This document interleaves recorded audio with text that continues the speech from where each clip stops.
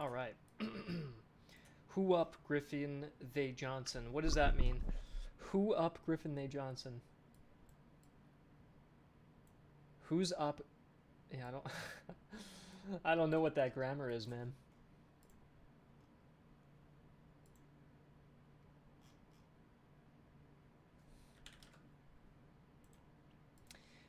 Hey, Fun Police, nice to see you, man. Mr. Haddado, we got some classic visitors.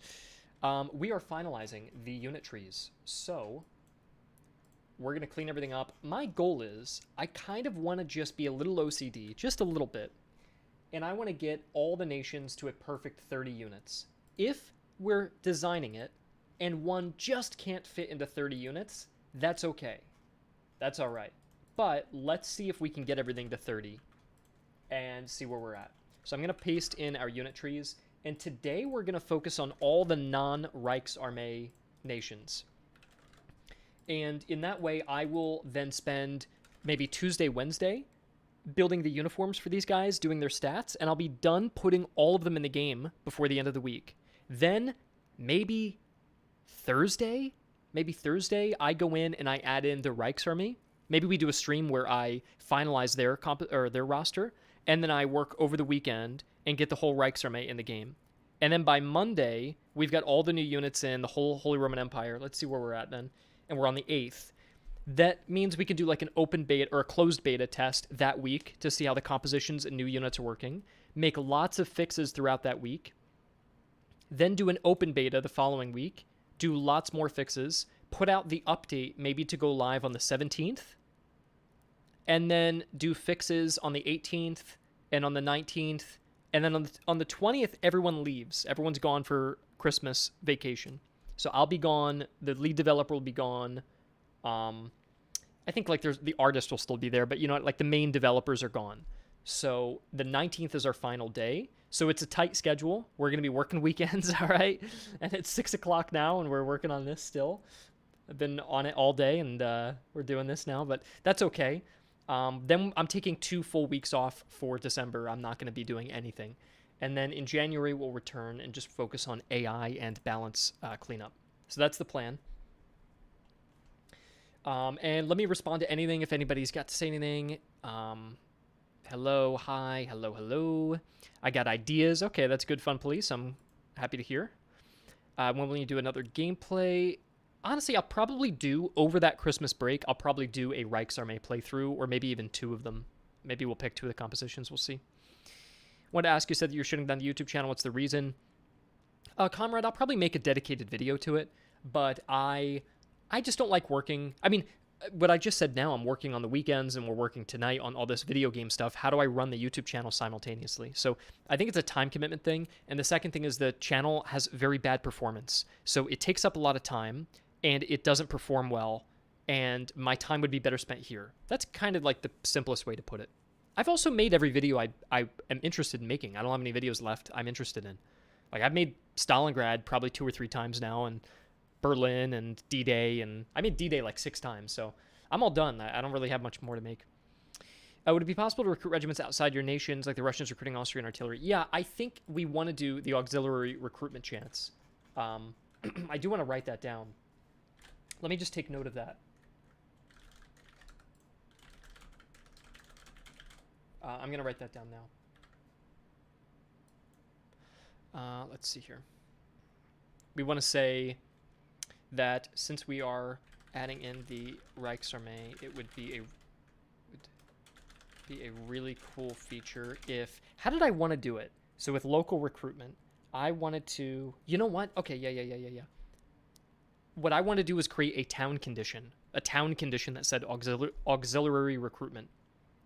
So what we want to do is put a note for myself in my workspace. And then we want to say, make a design for Thomas to add in a few new town conditions, including one for auxiliary recruitment. So this way you can find local recruits at that settlement. And I think that would be cool. I just have to create the design for it. I think the only unit type missing for me in game is some kind of veteran dragoon that's really good at shooting. Local recruitment based on the map. Yeah, that's the idea. But yeah, let's try to get everybody to 20. So it says approved in the top right, but we're just going to do another pass because we haven't looked at this in so long. So how many guys do we have here? Sorry, 30 units, not 20. 1, 2, 3, 4, 5, 6, 7, 8, 9, 10, 11, 12, 13, 14, 15, 16, 17, 18, 19, 20, 21, 22, 23, 24, 25, 26, 27, 28, 29, 30. So this has a perfect 30. I thought it was 31 as well, Fun Police, but it looks like it's a perfect 30. I'll recount one more time.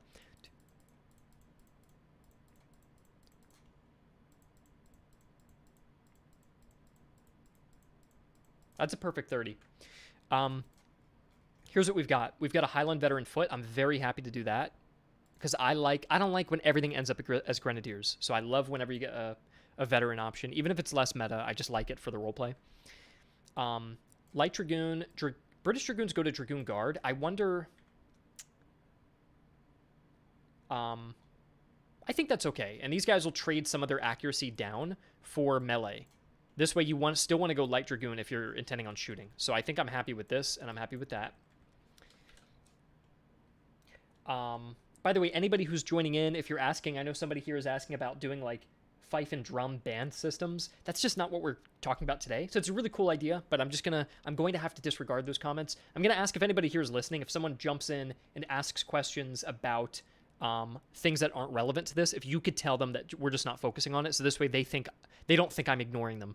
Otherwise, if I keep repeating myself, if I do start to tell everyone that, then I'm gonna start like being, I'll be annoyed or I'll sound mean or something. I just don't want to do that. So yeah. Let's see here. What do I need to? Okay. We've got 3 questions. I'll address these non-relevant questions first, just because I would like to give them some kind of response, and then I won't have time to go over the less relevant questions. But I'll just give you will units get their own music? They will not, but it's a cool idea. But I just don't think that's something that we're gonna do. Found the video in progress. Will you be reviewing uniform accuracy? I don't think so. Like if someone like yourself if you join our Discord and you have a uniform mistake that you want to report, you can, and we'll see. I might be able to make an adjustment. Some things have been simplified for the sake of gamification, but if there's something just overtly wrong, you can just let me know, and it's easy enough for me to look into. Making flags optional. I think I've seen you post that comment in a few other videos. I just don't think so. It would be a lot of work for something that is not as important right now for us. I think next year, if you were to ask me that question, maybe I'd have a different answer. But right now, I think we're focusing on like larger tasks at the moment. There goes my favorite. Well, listen, Mac.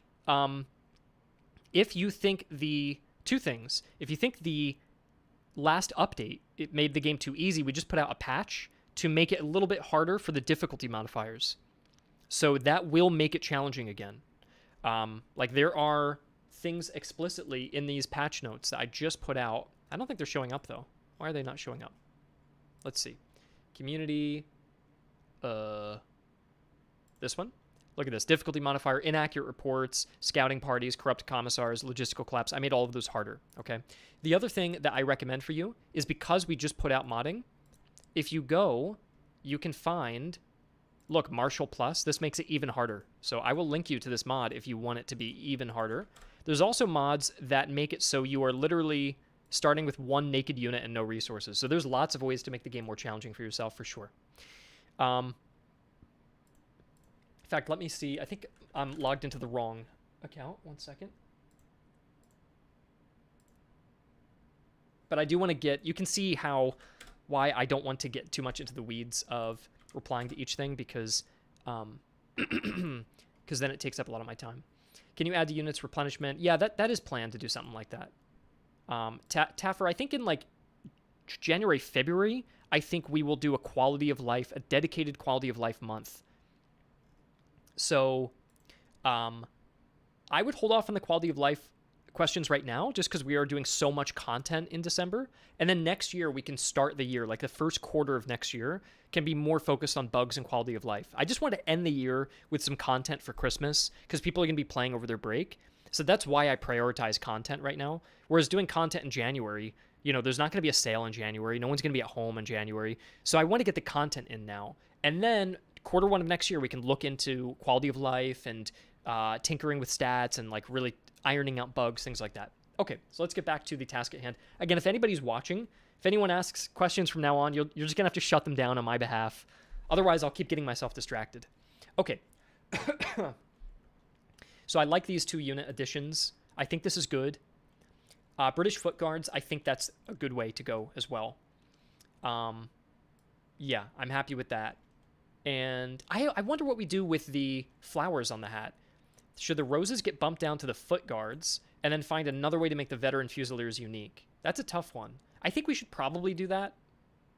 I think we probably should. One thing I already do is this guy gets 1 beige strap, and this guy gets a double crossbelt in white. And so the next guy will also get a double crossbelt in white with the flower in the hat. I think that's how I want to do it. So I'm happy with this. Now let's go down to the German tree. This is where things are maybe a little controversial. So the cavalry's fine. It is a little bit of a dead end, but I think that's okay because Britain's not a cavalry-oriented faction, and they're already getting 1 more cav there. I think it's fine that this looks like this. I may revisit Hessian and Hanoverian cavalry later, but they're just not meant to be the best. And so I think that's fine. So I have no qualms about that. I like the subsidy landlets being directly in the middle. And we'll probably keep his uniform red. It's kind of a shame because if it's subsidy lamellets, it should probably be red and blue, like a random chance. But the Hanoverian army composition is full of lamellets, and if half of them were blue by chance, it would break the illusion of being Hanover. So I'm a little bit unsure about calling it subsidy lamellets, but I could just keep the jacket red. I could just keep it red. So you go through subsidy lamellets with a red jacket, and then you go blue to go Hessian. Maybe we do it that way. What I do like here is that you can split off to Hanoverian or Hessian, and then after becoming foot, you can rejoin and become a Jaeger or a Grenadier or a veteran. I really like this new flow. This seems much better to me. This is my only concern. What do you guys think about that? Because, again, the Hanoverian composition right now has 3 Hanoverian lamellets, or 4, I think it's 3, and they all wear red. If we call it subsidy lamellets, which encompasses Hessian and Hanoverian, should I make it random between red and blue jackets? But again, if I did that, then the composition looks disjointed, unless I switched the Hanoverian composition over to Hanoverian foot. Maybe I could do that.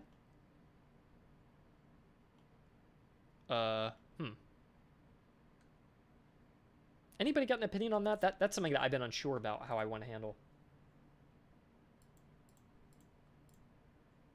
I'm just not quite sure about it. I guess in the worst case, we could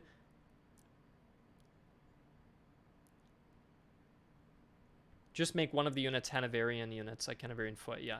Maybe the uniform from Hanoverian foot. Maybe make the uniform from the one, yeah. Here's one idea. Here's another, which I don't really like. Couldn't it be hard-coded to make it Hanoverian template being red? You really couldn't do that. Here's the one thing. These Brunswick units are in an awkward spot. They're in a very awkward position. Because we've got like a Hessian branch, a Hanoverian branch, an English branch, and a Scottish branch. So we're dealing with 4 infantry trees. And then you add in the Brunswick, and we've got 5 trees of English troops. And it leaves Brunswick in a little bit of an awkward spot. Like, what's their niche? Maybe, like, Scottish are melee, British are shooting. Hanoverian's, like, a mixture between the reload and accuracy between Prussia and England, because they're trained by both. The Hessians are... I forget what they are now. Maybe, like, higher morale and melee. But they're better at shooting than the Highlanders, who double down and charging instead. And then what the hell's Brunswick at that point? Like, that's... You know, I don't know if I have enough niches. I mean, I could generate something, but it does feel like... Maybe are they forced in? I don't know. And also, should all Brunswick Musketeers flow into Brunswick Grenadiers?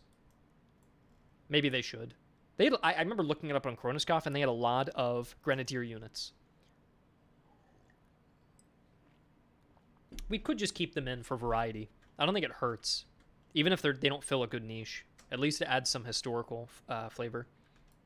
With regards to the subsidy lamellets, I think that either we keep the jacket red. I could even make it white or blue. I'm not sure. Maybe make the Brunswicker a unit of renown.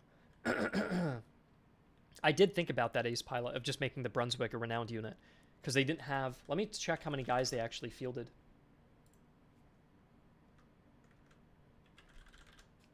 They do seem quite awkward on the tree.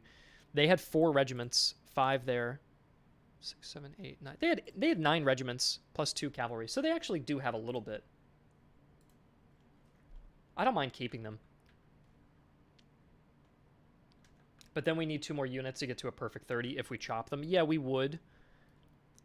Which I'm sure I could come up with something, but they do have the best reload, yeah. I don't... Are you guys cool with just keeping this the way it is? I don't really see a need to edit this. I think it looks fine. I think the only thing that I'm still not sure of how I want to handle is the subsidy lamellets. I suppose it'd be fine, though, if you started the Hanoverian playthrough and 2 of your guys are subsidy lamellets, 1 is Hanoverian, and then you could take these guys down any tree that you'd want to, and I think that's probably fine. So I'd just leave it the way... Yeah, I think this is fine. So let's keep this fully approved, and I'm going to put this in my workspace and say fully approved British tree. Yeah.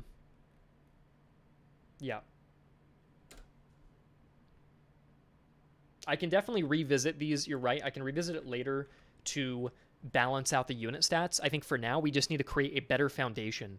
So we just want to lay all the troops out in a way where we know we're never going to add more. Like, I'm happy to do this and never add any more units to the British tree and just leave that up to modding. And if I never have to add any more, then I can tinker with stats next year.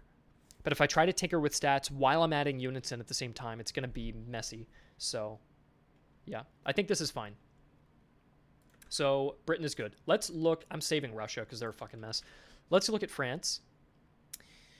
France has a royal recruit. Then we've got the cavalry tree. They're good. They're looking good there. Let me count how many guys we have. I also like to darken it just a little bit, just so I can... They're very bright. 1, 2.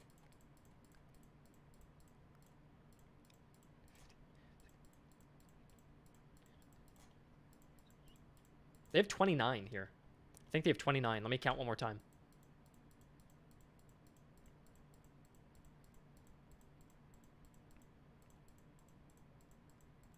They have 29.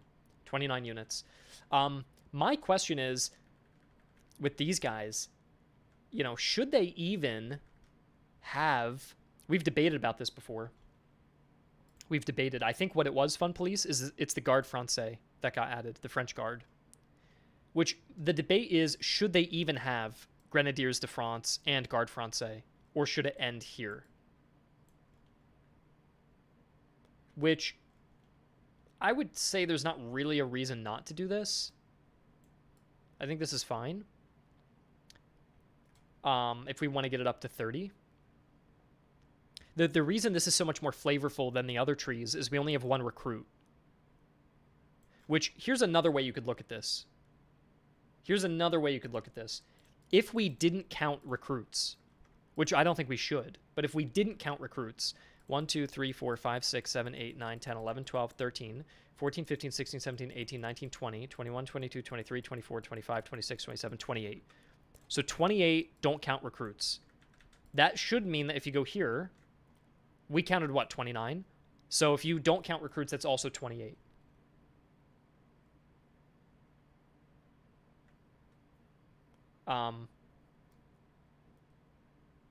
So we could leave them. If we just say if you don't include recruits, go to 28. That could be the option.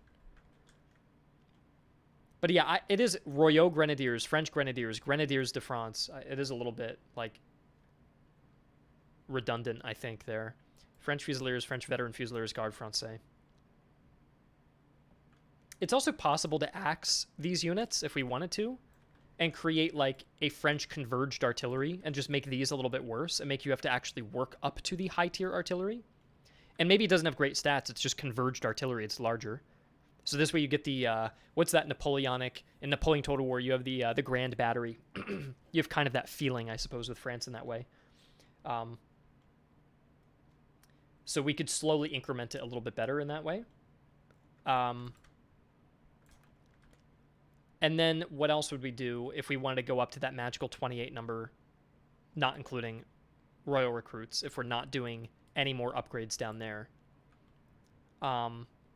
it could be possible to give them the special grenadier unit, but I just don't know if they need... Does the French mainline need more upgrades? I don't know that. I'm not sure. By the way, I wouldn't worry about the renowned units, guys, because I will swap them out. If any overlapping happens, I'll swap out the renowned unit easily. Another option could be to add a unit between chasseurs and volontaires. I don't know if they need another unit. There could be veteran chasseurs. Veteran chasseurs could be kind of cool, because they only have one light infantry unit in their entire roster. Shouldn't the French have a foreign recruit? You know, Commander, I was going to do that. And we could, if you guys want me to. I was going to do that, but I thought I wanted to make every unit tree in the game unique. I wanted them to all feel differently. And I wanted the feeling to be with France that you have this huge, wide army. So I thought it was cool that they have one big tree. So purely from a gameplay perspective, I just thought it was cool. If we wanted more consistency, we could split off the royal recruits and do a foreign recruit. But I don't know if that's necessary to do that. I don't know how necessary that is.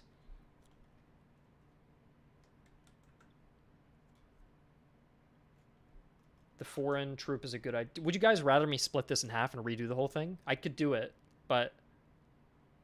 By the way, it doesn't achieve anything because it doesn't add the extra unit that we needed, because we wanted 28 non-recruits. So 1, 2, 3, 4, 5, 6, 7, 8, 9, 10, 11, 12, 13, 14, 15, 16, 17, 18, 19, 20, 2, 3, 4, 5, 6, 27. We have 27, so we just need one more unit. Yeah, I like that it's different as well. So we have a couple options here. Option 1 is we could give them a veteran chasseur, so they at least have 2 light infantry units in their roster. The other option would be to give them... I like the idea of the French getting a lifeguard unit type, since Prussia gets... Yeah. I think it'd be really cool if all the veteran units came with a white cockade. Yeah, that could be cool.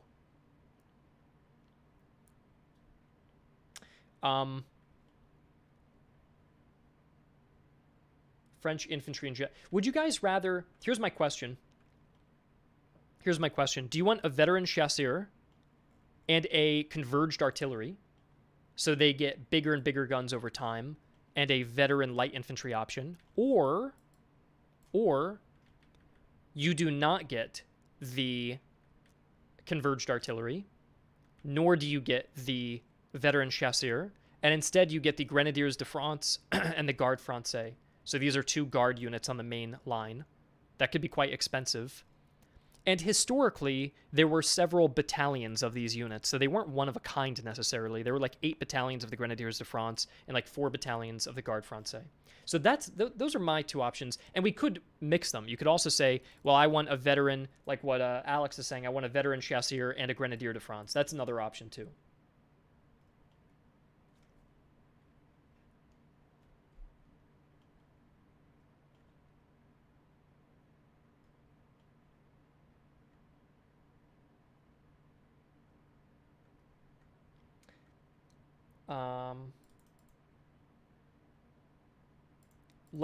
Let's do this. Let's do process of elimination.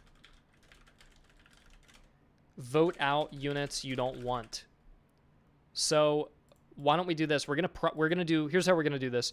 We're gonna do the process of elimination. We have the converged French artillery, big arty.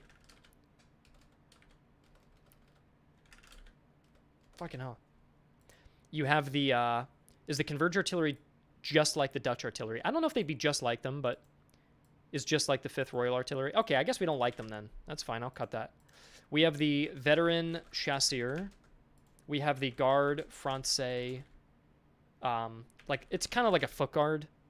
And that's kind of, this is a light infantry. And then this is Grenadiers du France. Is it du France or de France? And that's a Grenadier.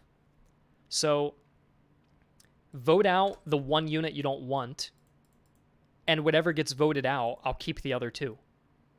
So you're going to vote out the one you don't like. So pick your least favorite. I'm just going to say it one more time just for no confusion. We're going to say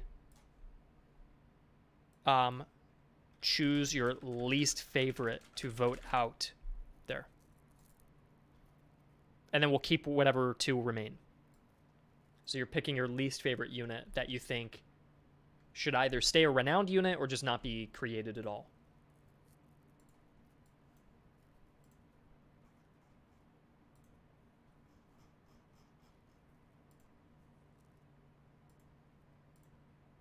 It looks like it's between the Foot Guard or the Grenadier de France. I think the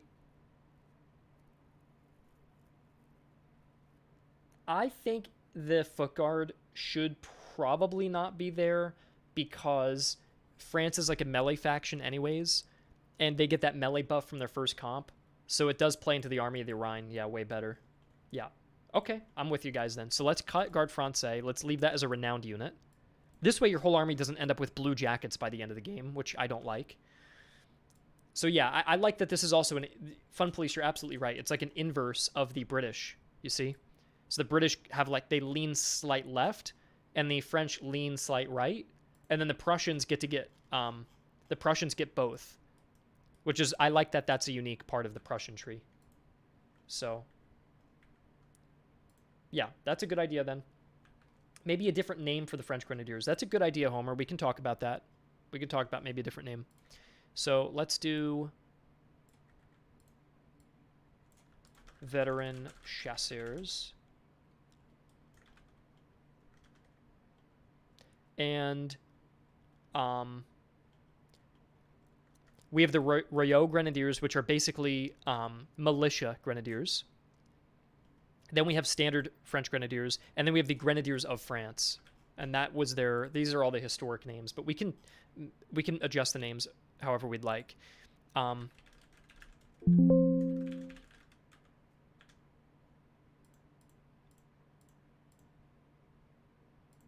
You see here the Grenadiers de France, which I currently... several regiments and battalions were disbanded. However, 48 grenadier companies of these disbanded units were maintained in active service. So you had a lot of these Grenadiers de France. There were several units of them.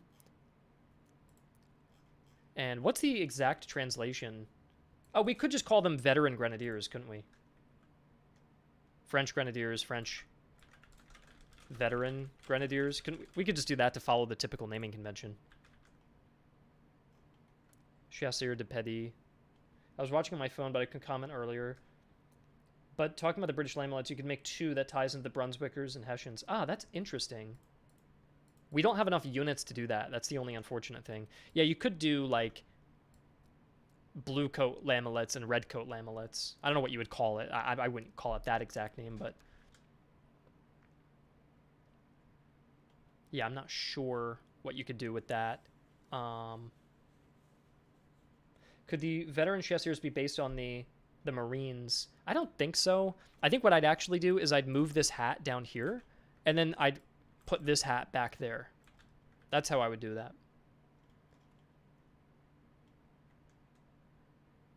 So we'll do veteran Grenadiers. Then I need to remind myself at the end, if anybody could help remind me, we then need to go through once we finish all these and figure out which renowned units become redundant and what to replace them with. That's exactly right, Alex. The Marines could be added to replace the Grenadiers de France. That's exactly right. So someone remind me, and we'll do that at the end. But yeah, I don't know what to do with the Lamelettes. It is a tough one with the Lamelettes option there. I'm not sure. We could just keep the red jacket. Is that such a problem? To just keep them in red, and then you can go down and turn blue. I think that's fine. We could even give them a white jacket, kind of like how we do for most recruits. Even if it's not fully historically accurate, at least it's more of an abstraction. And then you can go down blue or red. Move subsidy Jaegers to the Brunswick. I don't think so, because historically Brunswick had no regiments of Jaegers, and the Hessians and Hanoverians had Jaegers. That's why they're split up now.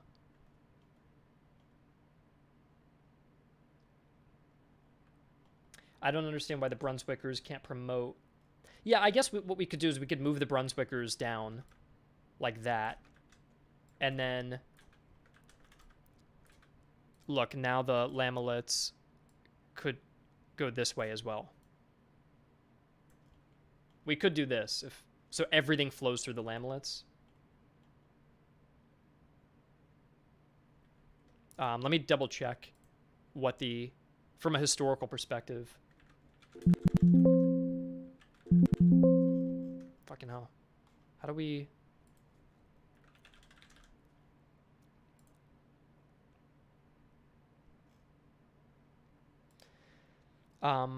Did they have any lamellets? They had no lamellets. They had garrison troops and militia, so you could say.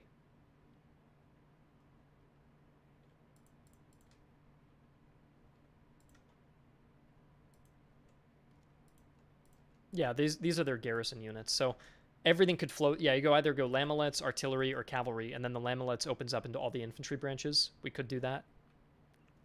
And then this guy could randomly generate with either a red or blue coat. Do you guys prefer that? And then the Brunswick troops don't have Jaegers, and I think that's fine because they're going to flow into Grenadiers. So these guys are going to be more melee-oriented because historically they fielded a ton of Grenadiers. So I think it should just be red. Yeah, I don't know. I'll put a poll what you guys think because this is purely aesthetic. This doesn't really impact gameplay, so...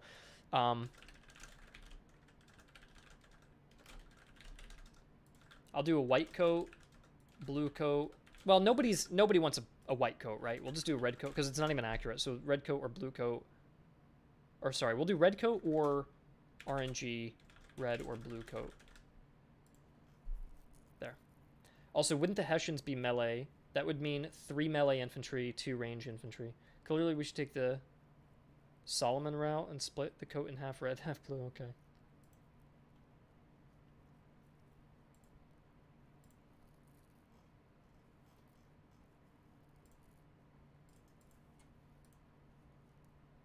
Okay. I think most people agree to go with the RNG. Okay. Approved British tree. Here we are. Then we like the French one with the Royaux French Grenadiers and then veteran French Grenadiers. Approved French tree.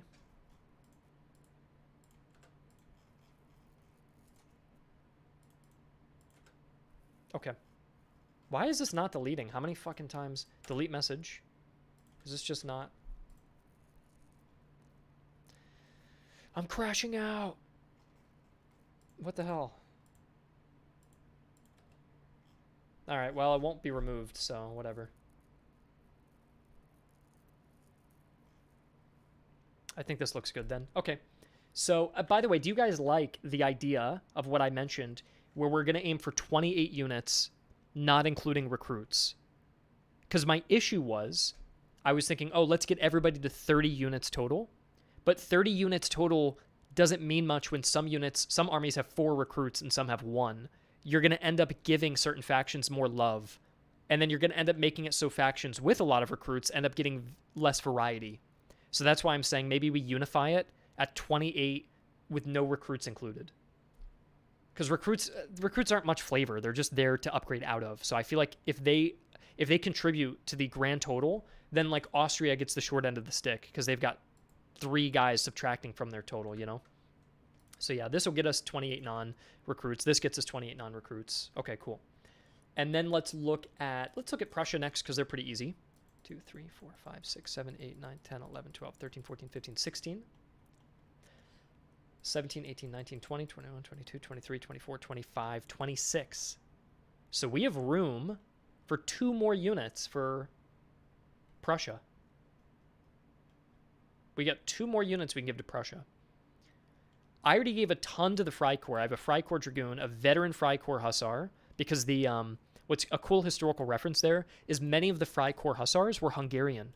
And Hungary is the only one with a veteran a veteran Hussar, so that's why you can get the Freikorps veteran Hussar. So I really like that connection there. I really want a veteran Fusilier on the main tree. We could do that. I don't know what purpose they would serve, though. Maybe a Saxon Musketeer? That's interesting. They did have a lot of Saxon units, but they all deserted and fell apart. And also, you'll have auxiliary recruitment to actually raise your own Saxon units when you go to Saxony. So yeah, I don't think so. So yeah, I like the veteran hussar. I think that's good. I think the Freikorps are fine the way they are here. I think this gets them in a nice spot. I'd be open to doing a veteran Freikorps Jaeger because they play light. So I'm open to that if you guys want. I'll put a question mark there. And we could make it really simple. It could just be like 5 extra morale, 5 extra accuracy. It doesn't even have to be a huge upgrade. It could just be something small to give you just more progression. So I'll put Freikorps Veteran Jaeger question mark.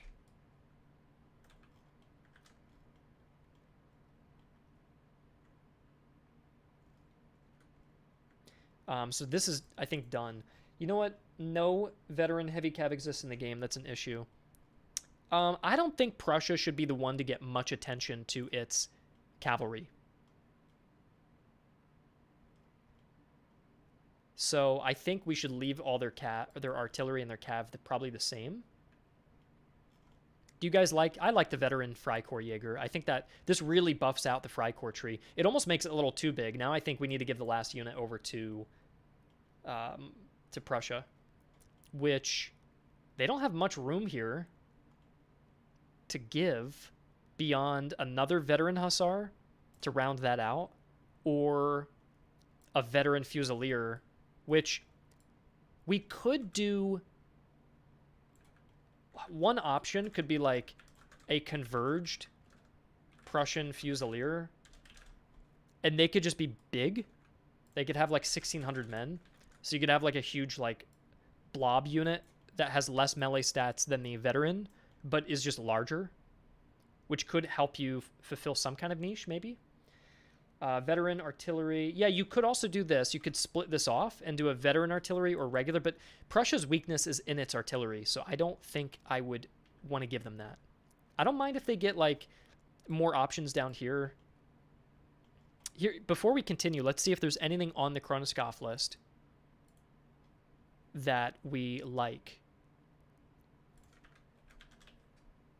I do like the idea too, Fun Police, of giving them a lot of like heavy infantry options. I do agree with that.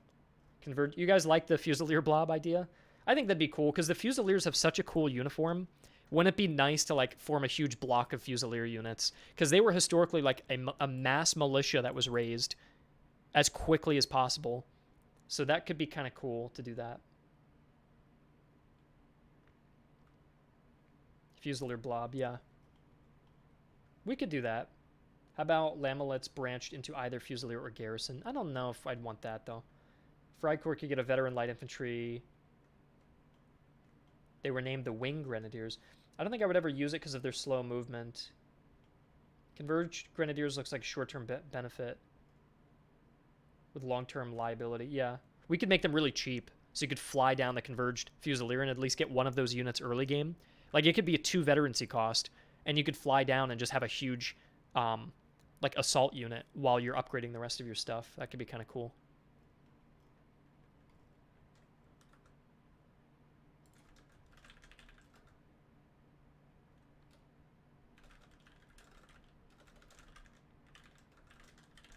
Converged Fusiliers, we'll do that. And we'll do large unit size. I think that's fun because Prussia doesn't have any units that are large. They're all 1,400. So this could have like 1,600 men in it. I think that could be kind of cool. Because usually when you go down Grenadiers, you go down to 1,200. So now suddenly you have 1,600 men and then 1,200 there. So you've got 2 completely different styles of unit there. I think that's neat. And then we'll add the Jaeger there.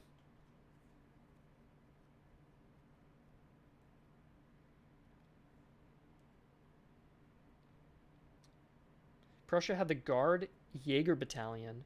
That's interesting. So we could scrap this if we want to go with the Guard Jaegers.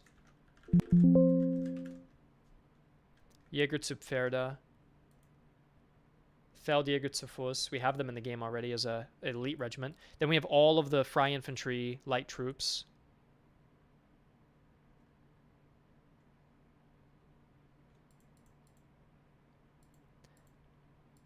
I will admit, though, the converged Provincial Jaeger, that's interesting. The converged Fusilier does sound really funny to use. And I kind of think if it's more fun, then why not use it, you know? You know what's interesting is it could... Nah, it'd be too meta to go down there and then go back into that. So I think if you bypass this connection and go here, that's a one-way track that ends there. I don't think you should be able to switch over. So yeah, are you guys happy with this? How's everybody feeling about this? Fry infantry fusiliers should probably be light infantry if they aren't already. I think they are. I believe they are.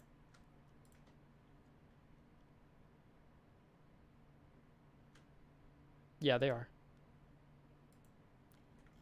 Looks good. Okay. Approved Prussian tree. There we go. And then we're going to do the Austrians.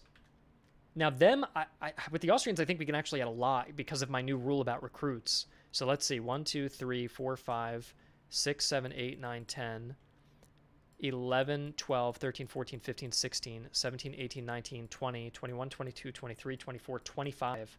So we've got room for 3 more units in Austria. Now, I like that they have a weakness that they have no guard infantry. Historically, there are no foot guard units or like guard grenadiers or anything. So that's a great thing for them to be missing. I like that.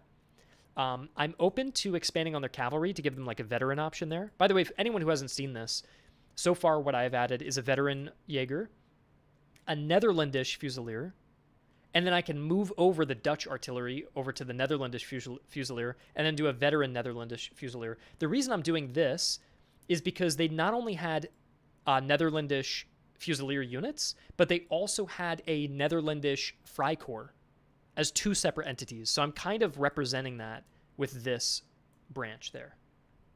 I think that'd be cool.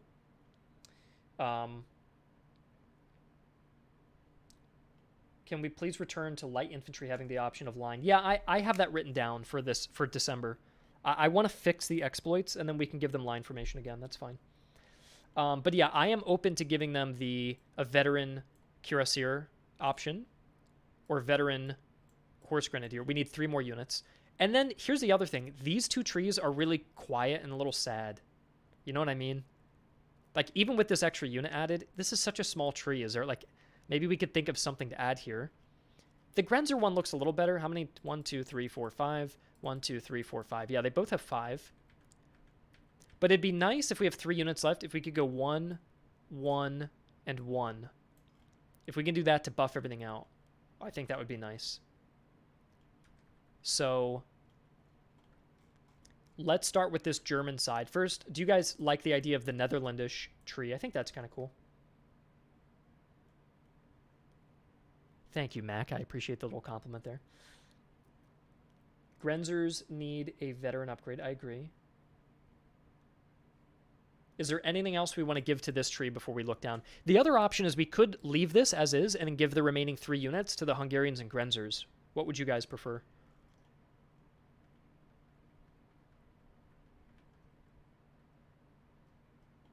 Can you DM? You can definitely DM me about it. Yeah, what's up? But yeah, with the remaining 3, do you think any one should go here, or should we stack it on the other 2? Are there any Dutch? We could add another Dutch unit, possibly. But Hungarians and Grenzers need it more. I do agree.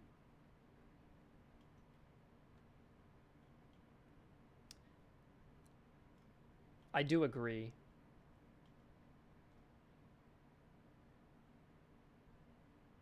What if Horse Grenadiers...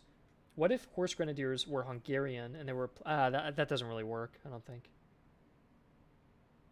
Give 2 units to Hungary and 1 veteran Jaeger for Grenzers. Yeah, let's go do that. So why don't we do like... Why don't we do this? Move him down and make this guy a veteran Grenzer Fusilier. And then he upgrades into the Sharpshooter. And then we keep the Grenadier there. So that's 1. And this way it's just an extra step to get there. And we can make this cheaper. The veterancy cost can be cheaper. But at least you aren't hanging out and stuck here.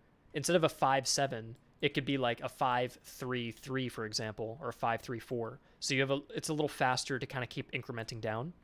which I know it kind of is just like filler, but it does add just a little more depth because it is fun just going down the tree. Unless you guys disagree, but that's an option.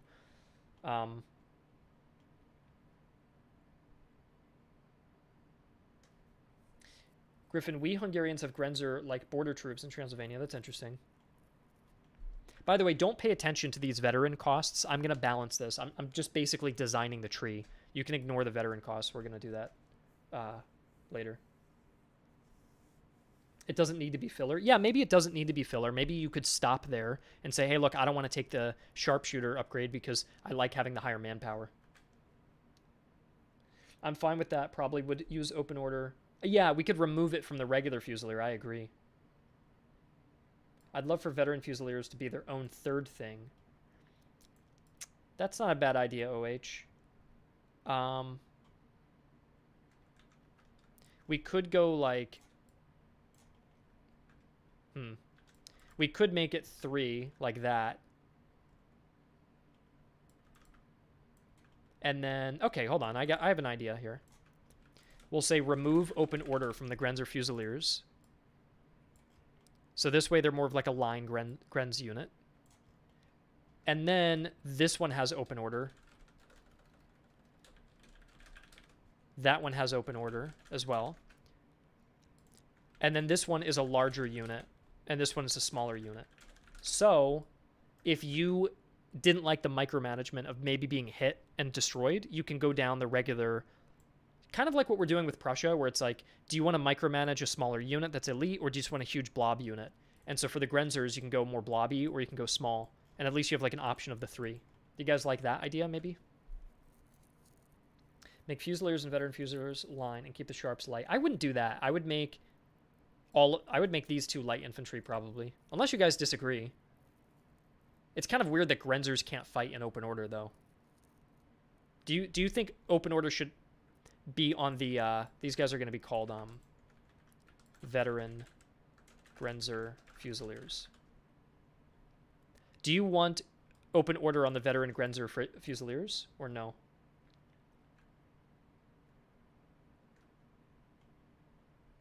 And then this guy is going to be, I don't know why it says this. This will be Grenzer Sharpshooter.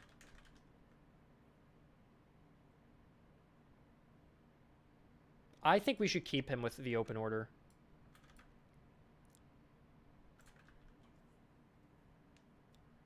Okay.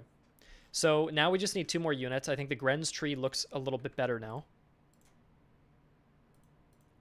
And let's see if Grenzer veterans should be adept in melee and open order with lower accuracy. Yeah, I agree. I agree with that.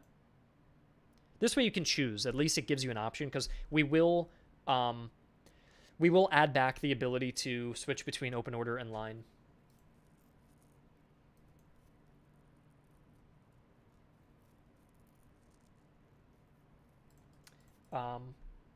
Fun Police also had this idea to do cuirassiers that all conform into the horse grenadiers, and then dragoons that go into veteran dragoons. So that would clear out 1 unit for us that we can add on, just 1 more to the Hungarian side. Do you guys like that idea?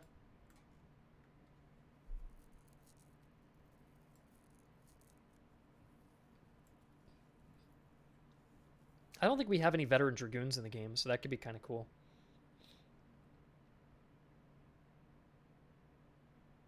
If Grenzer Grenadiers were meant to be a hybrid of light and line infantry, could a very large unit size work for it? Yeah, potentially.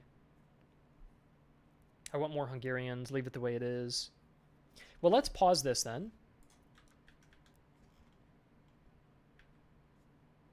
Why don't we pause it? Okay. And let's see if we want to add something. If we can add 2 units to Hungary, then we don't have to do that.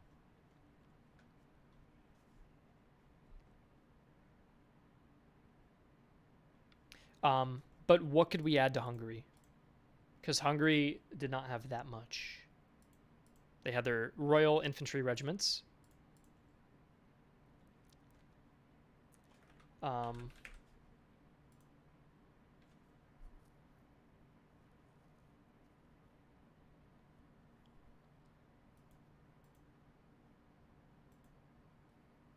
We have all the hussars are Hungarian.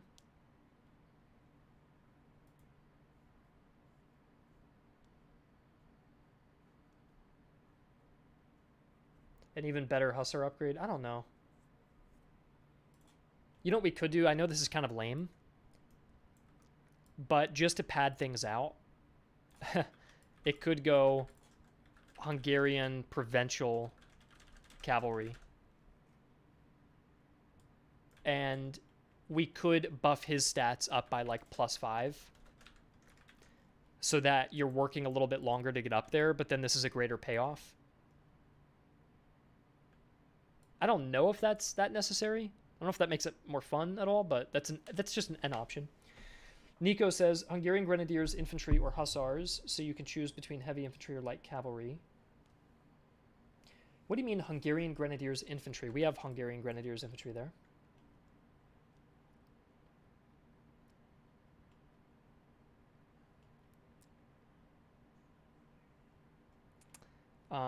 It's okay, but not fun. Yeah, I agree that it doesn't necessarily add fun. It's sort of a filler.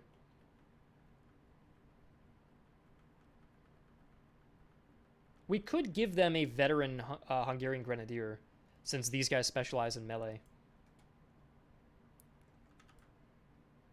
We could call it like Royal Hungarian Grenadiers or something like that, because they've got all the royal... I don't know. I would just call it veteran, probably. We have border troops, but not participated in the 7 Years' War because they were erected at the end of the war.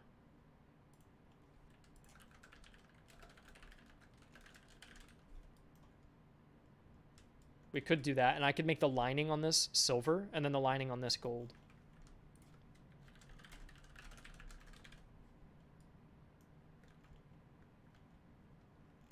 And so that kind of buffs everything out there. And then if we want to stop there, check out the Dutch units. Yeah, OH, I did add 3 Dutch units, though. I don't know if I want to add any more, because then I'd add more. You'd have more Dutch units than you'd have regular Austrian. So I kind of like that it's 3 and 3. Frank, if you want modding help, you're going to have to go into the Discord. We're not doing modding help on the live stream, unfortunately.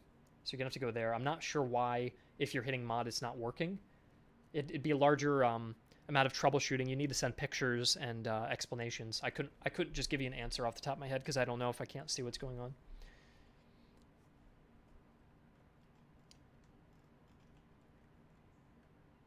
Yeah, we could. Here's my proposal. Why would you go from Fusiliers to Grenadiers then back to Fusiliers? Why would they go from Fusiliers to Grenadiers then back? I don't think they're doing that. They go from Fusiliers to Grenadiers and stay Grenadiers. This looks good to me. That looks good to me. And then I'd probably do the cavalry change if that's what we want to do, so that they get a veteran dragoon. And then they've got everything. Oh, I'm sorry. I made a mistake. That's why. I'm sorry. Yeah, I was confused. I meant to say Grenadiers. Yeah. Yeah, we could go, we could do a Dutch battalion artillery before it goes field artillery. That's another option. If we want another upgrade with the artillery there.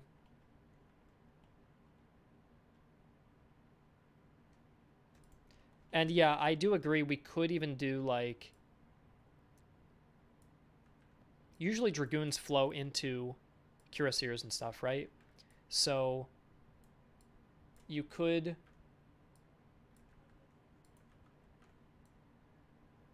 do something that looks... I'm just going to, like, move this around. You could do something that looks like this. Shit. How would that work? I'll figure out the exact details later, but you could do something more like that, you see? And then that's a Austrian veteran dragoon.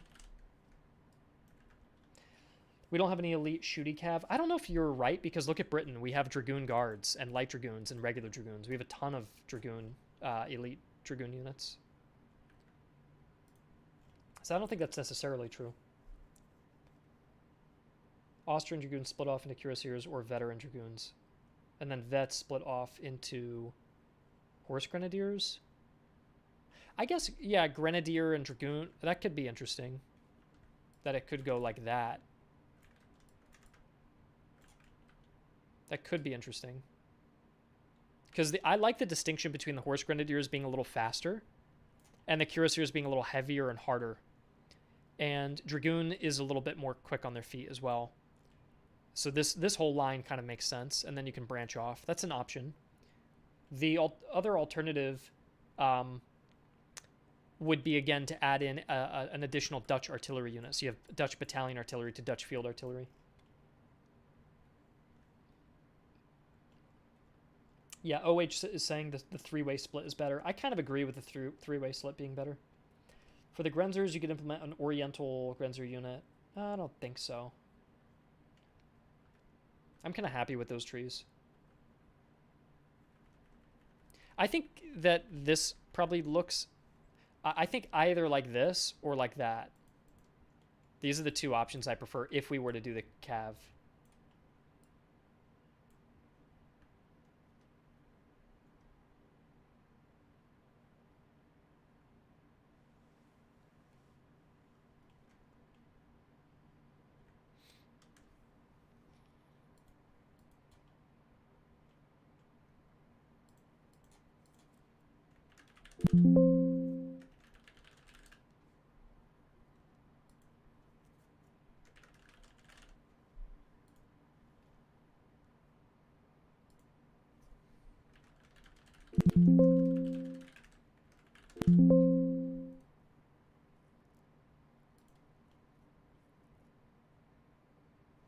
You prefer the left one? Yeah. Prefer the three-way split? Yeah. I like this. This looks pretty good to me. I'm actually pretty happy with that. Let me see what the convention is normally. Normally the convention is that you go dragoon and you have cuirassier and then horse grenadier. So it's always left and right. And then what's the other convention? That light is to the left. So it goes cav and then light. What do we do here? Light dragoon, dragoon. I'm just thinking where... I think the convention would be more that it would be like that. And then cuirassier would be next to the horse grenadier because it's always... You know what I mean? It's always cuirassier and then horse grenadier right next to each other. So I feel like this convention probably looks better to be consistent. What do you guys think? Because it's just like that with all the others.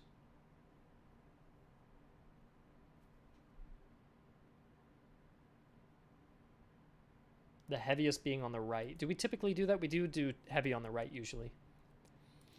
So yeah, I could move that. Yeah, lightest to heaviest. I completely agree. Let's move that there. Let's move the horse grenadier here.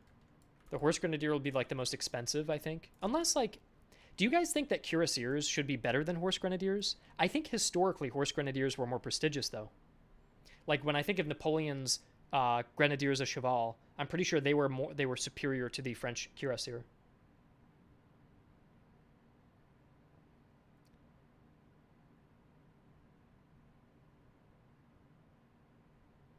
So what should be the most expensive? I think it should probably go by, well,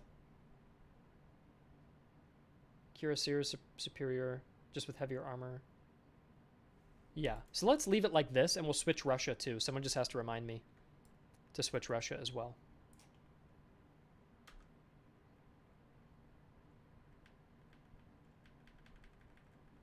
And yeah, horse grenadier is like the medium, I agree. Okay. And then horse grenadiers focus on morale. Yeah.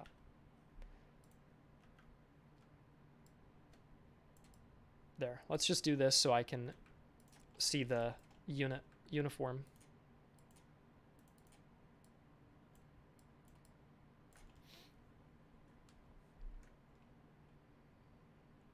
Did you see the YouTube stream reactions? I'm not sure what you mean by that, Mac. I mean, I'm participating with the chat right now. Why not have a Modena unit? I think we'll probably end up adding one if we're removing some units. Unless we already have... I think we have the Alt Modena cuirassiers already, so... Yeah. But yeah, this looks good to me. You've got like more cavalry options, which is really cool. You've got a whole Dutch part of the tree. You've got more progression with the Hungarian grenadiers. You've got more options with the Grenzers. I think this is generally just looking good. The emojis flying? Yeah, I do see the emojis. I just ignore them. Austrian approved tree. I'm pretty happy with this. And then we've got what left? Russia. 1, 2, 3, 4. Just Russia, right? Okay, we're going through quick. Russia's the toughest, though. That's why I saved it for last. So here we go. Let's count how much we've got. We probably have like 26, dude. I think we're going to have to add even more. So I'm going to be so pissed off. 1, 2, 3, 4, 5, 6, 7, 8, 9, 10, 11, 12, 13, 14, 15, 16, 17, 18, 19, 20, 21, 22, 23, 24, 25, 26. Only 2 more units we have to add. So 2 more units, and I've already reworked parts of the tree. So first of all, we've got the observation battalion artillery, which is just nice for consistency. I like that it flows in that way. I think this is fine the way that is. Before we get to the main tree, I just have a question over here. We go frontier, we go Plastons, which I like. I like that that's the Plaston. And then you upgrade to the dismounted Cossack. I like that as well. Or you go regular Cossacks. You choose to be mounted or dismounted and continue fighting as light infantry. And then if you go mounted and you get yourself a horse, because Plastons were historically too poor to... They're basically Cossacks who are too poor to afford a horse. So either you choose to fight and to stay dismounted and specialize in it, or you go into Cossack cavalry, and then you go Slobodian or Don. I do think we could probably add a third Cossack unit. I think that would be quite interesting. Because I played the mod that someone made about the peasants, and I think the Russian peasant revolt, I liked that there was a third Cossack option. So I would not mind observation Jaegers. That could be kind of cool. But then again, I think historically they had very few. I think Russia had very few Jaegers. They only had 1 Jaeger regiment at all. So I do want to still have a basis in history. I think they had 1 Jaeger in 1861. That's it. Mostly Pandors and Cossacks.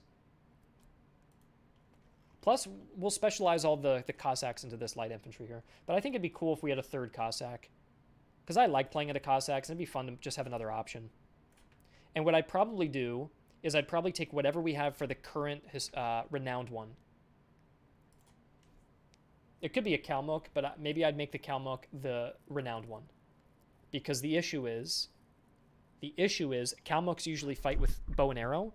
And if a main part of the tree is a unit who doesn't even have his actual weapon, that's going to be maybe disappointing. And so...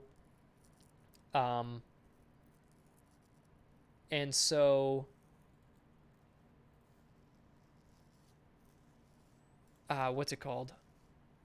Let me open it up. And so I wouldn't want to make the Kalmuk a main unit if it doesn't even have its correct weapon. I'd probably make it a renowned unit at least, so it's less noticeably inaccurate.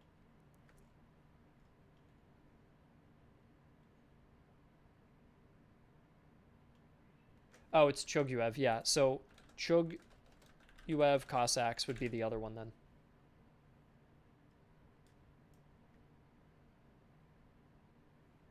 You like the Serbsky? The Serbsky Hussars are the settled Hussars and the renowned unit of Hussars as well.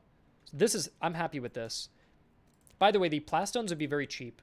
So we lack a shooty Cossack cavalry. Yeah, Oren, I think that if we have 3 options, I can probably rebalance it. Slobodian was always my option to be more shooting oriented, but I can rebalance that and get 3 going. By the way, the reason I chose Slobodian, Don, and Choguev is because all of them participated in the 7 Years' War. I've researched every single Cossack unit or Cossack group and checked their participation, and none of them participated beyond these 3. So we need a new renowned Cossack unit, one that probably didn't participate, but one that's still prestigious. A fun way to make it would be making the dismounted Cossack upgrade into shooting Cossacks. That could work. I guess we could do that. So you could do like, for example, who should be our shooting cavalry, do you think? I've always imagined For the Choguev, they only had one. I think historically, these guys had 800 guys they sent. These guys had like 4,000 guys. And these guys sent like 2,000. So I like the 3 split again. Yeah. So, yeah, I don't know. I think we could just do that and then keep the dismounted. Because if you're going light infantry, you'll probably want to stay light infantry. And if you want to be mounted, you can be mounted. Yeah. And then cavalry is always to the left. Light infantry is always to the right, right? Yeah, cavalry left, light infantry right. So that's how we'd organize that. We could make them the shooting cavalry. And then these guys can be numerous because they were larger Don units.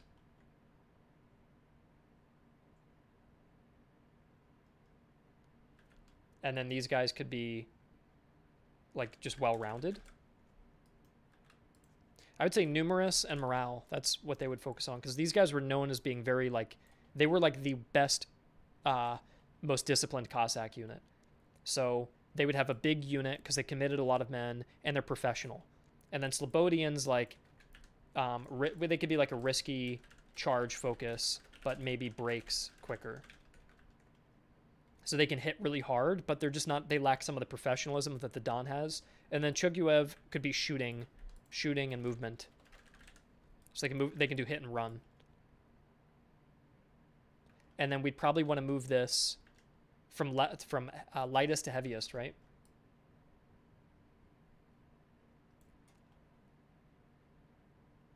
Slobodian were literally Grenzers, but fighting for Russia. So they could be shooting. Yeah, that's true. I currently have them as the shooting cavalry, so I'm cool to do that. So we could go Don over there. Hold on, let me grab them. It can be however we want it.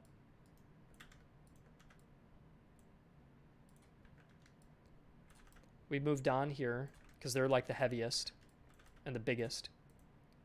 Then we move, what did we want? Choguev there. And then you said that the Slobodians were like more from shooting background, like Grenzers.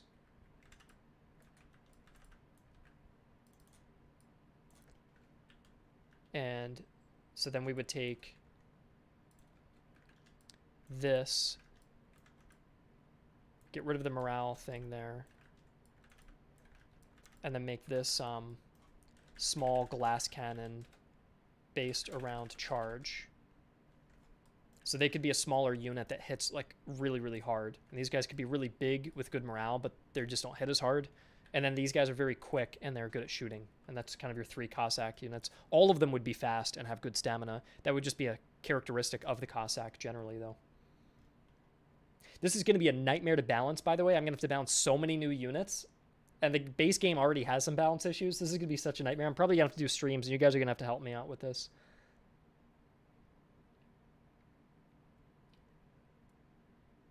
The glass cannon should be the fastest. It could, yeah.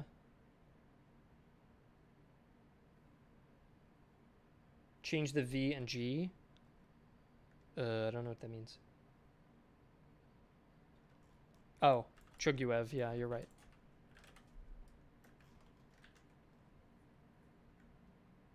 It's a lot of work, but it'll make 100%. Yeah, I think I'll just need your guys' help because I've got to do HRE as well. And I think I will need some help from the community to do this, honestly. Maybe we could put together like a little strike team of community volunteers. Does anyone want like maybe I could make a role and then contact you guys when I'm ready? Because I'm a little bit intimidated. We only have like 2 or 3 weeks. If you guys who are playing the game more than I am can help like iron out some balancing, that would be really, really helpful. So maybe I could make a role, a temporary role, and do like balance assistance. And we'll do like a green thing there. Who wants that role? Only volunteer for that role, and then tell me your Discord username. Only volunteer for it if you really actually are going to help, and not if you know about the game and you really want to help out. You could put your name, and I will. So Alco. We could do balance help, windy. Yeah, because I will be honest, this is a lot of units, so I already did all the work. Yeah, OH, I think you can help us out a ton. The only thing, OH, that I can't use about your HRE thing is that we added more units and we changed a few. So you're just going to have to, you can use your roster sheet as a baseline and then we can build off of it.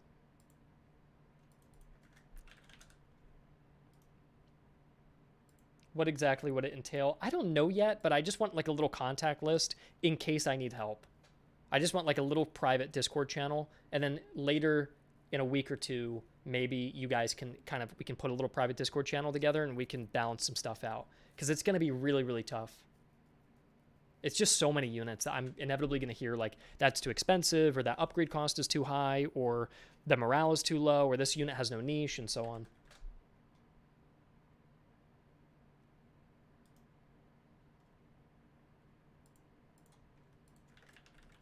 All right, am I missing anybody?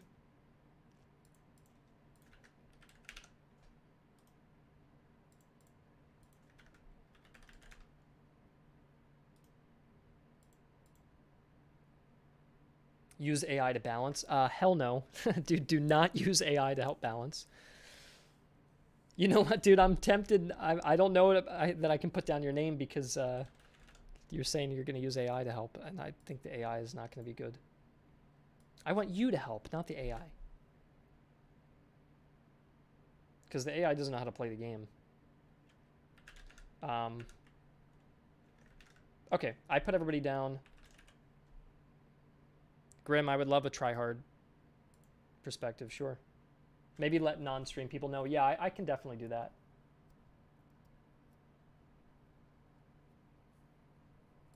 I'll put a note down to collect a few more people to assist with balancing and community. I don't want to have like 50 people though. So yeah, we'll keep it small. Anyways, this seems pretty nice. 1, 2, 3, 4, 5, 6, 7, 8, 9, 10, 11. No, 10. 11, 12, 13, 14, 15.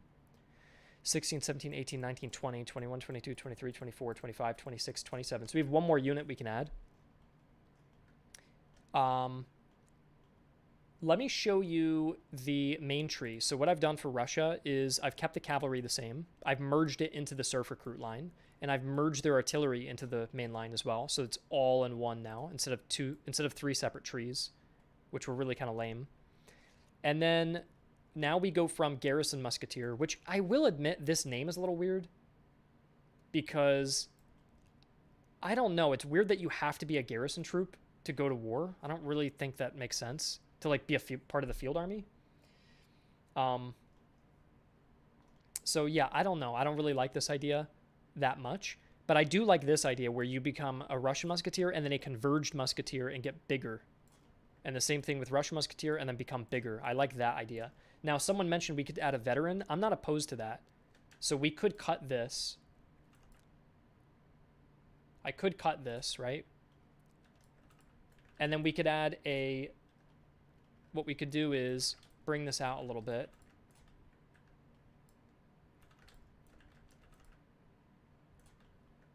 It fits as an upgrade, though. And the observation troops fought from fortified positions, too. Yeah, I don't know. Like, one option could just be to give them a... what do we typically do if you get 2 options? Shooting versus melee is usually what we do, right? So this would be...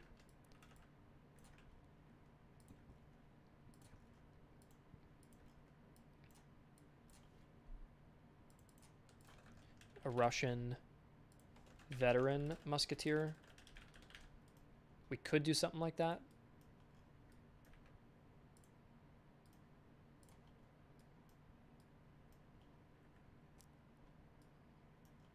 But, I don't know. This looks a little weird, though, because you go straight down to Grenadier from Surf, which is a bit odd. I like that you flow through another unit first. Normally, look, you go through, like, Musketeer and then become a Grenadier. I do prefer that. So, trained Surf. But, yeah, we could do, like, a veteran Surf or something like that. I don't know. Or Surf Musketeers. That's not a bad idea. I think garrison, the thing is like garrison troops, I don't like garrison because it just is weird to me that you're bringing garrison troops on for campaign. Like they should be sitting as static. So it could be serf musketeers. Or it could be reserve musketeers. What do you guys prefer? Do you like this? Serf recruits. Garrisons were mobilized. Alex, yeah, are you Russian? I think you... I don't know why I get the impression that you are Russian. Are you Russian? Do you know a lot about Russian history? You're saying the garrisons were mobilized. We could do either reserve musketeers or serf musketeers or garrison musketeers.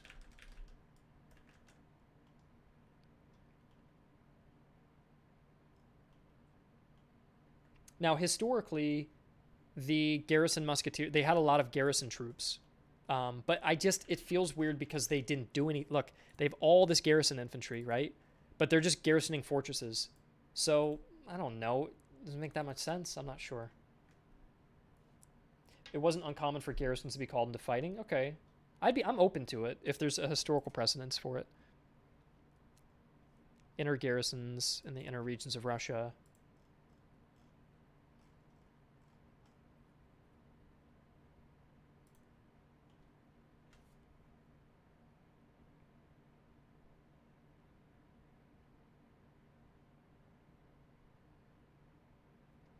I'll let you guys vote. Which two should we vote? Like which are the best two options? Let's eliminate one of them so this way we don't have a three-way vote.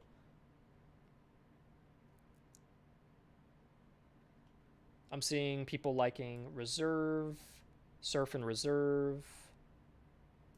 What's other people think? What are the two that we're gonna have voting for?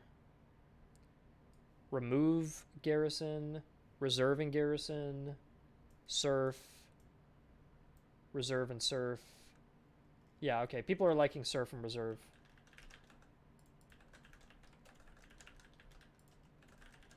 Okay. There you go. So you can vote on which one you want.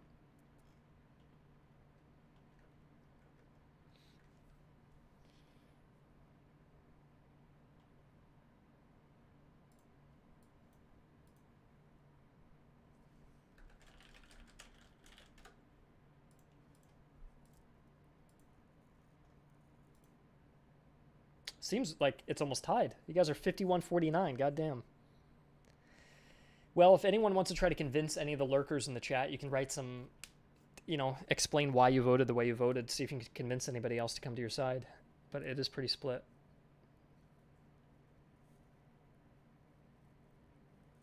Looks like the serfs are pulling ahead.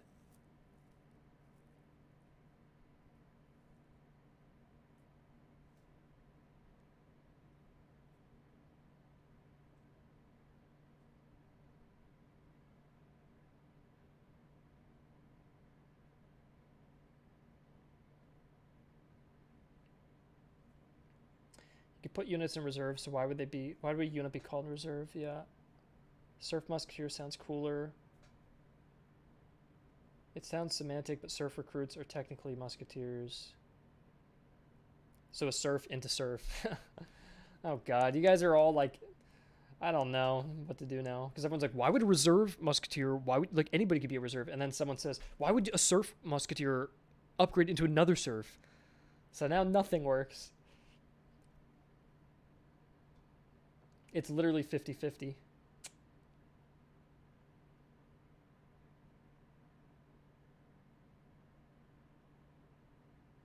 Damn, I don't know.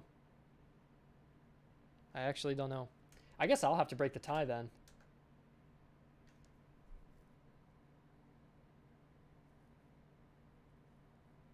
Here, how about this? I have one more idea. You ready? Eliminate one option. Let's do process of elimination. That always works better. We'll do the reserve musketeers. We'll do the serf musketeers, and then we'll do the garrison musketeers. There you go. So eliminate one. Pick your least favorite here. And we're going to chop this down and do process of elimination. And I added back the other option now.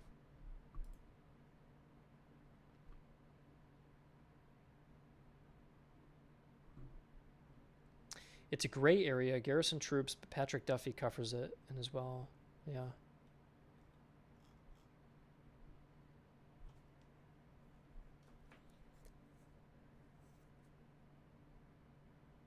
Can I gamble on the results? Yeah, let's put this up on that website. I forget what it's called, but you can just bet on everything there. What is that called?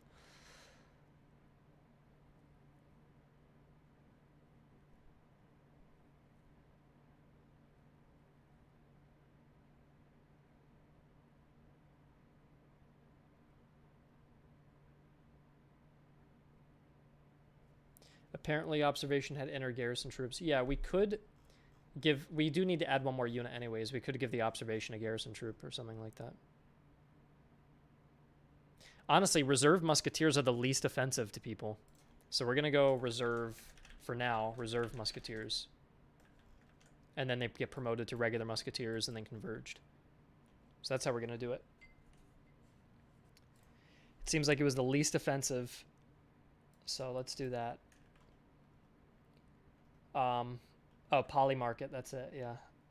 And then how many more units do we have to add? I think it's just one, right?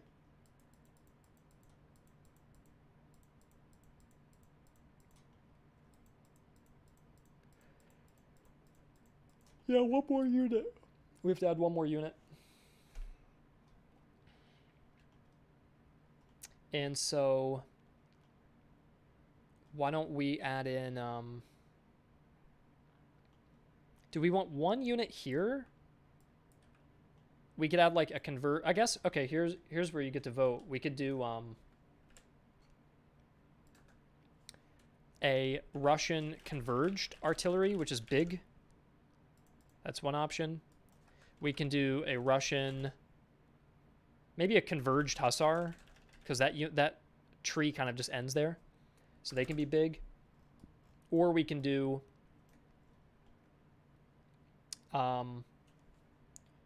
something with the observation. What would we want there?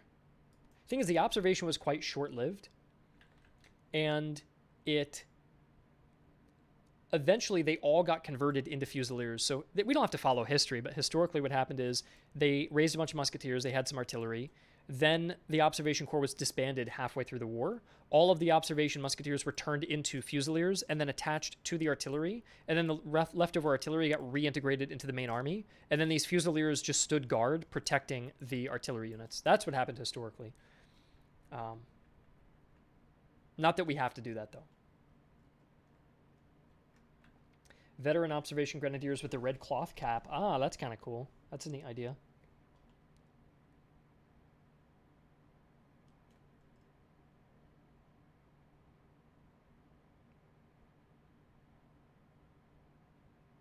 Converged observation fusilier. I probably don't want to do anything with numbers because they were so small. So I don't think they should be leaning into numbers. We already have numbers leaning into here. So they should be more about like training and firepower and stuff. So I don't think we should make them bigger.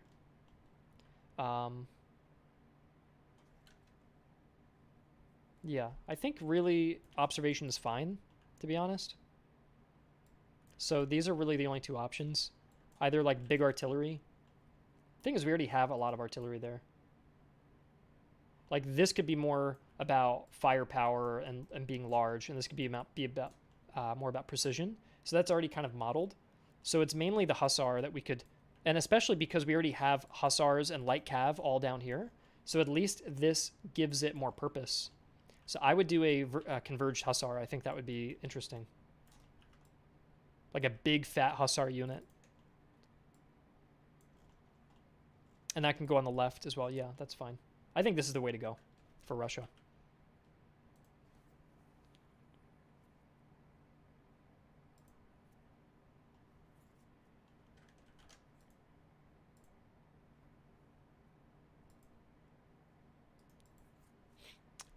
Russia approved. So those are all of our trees then.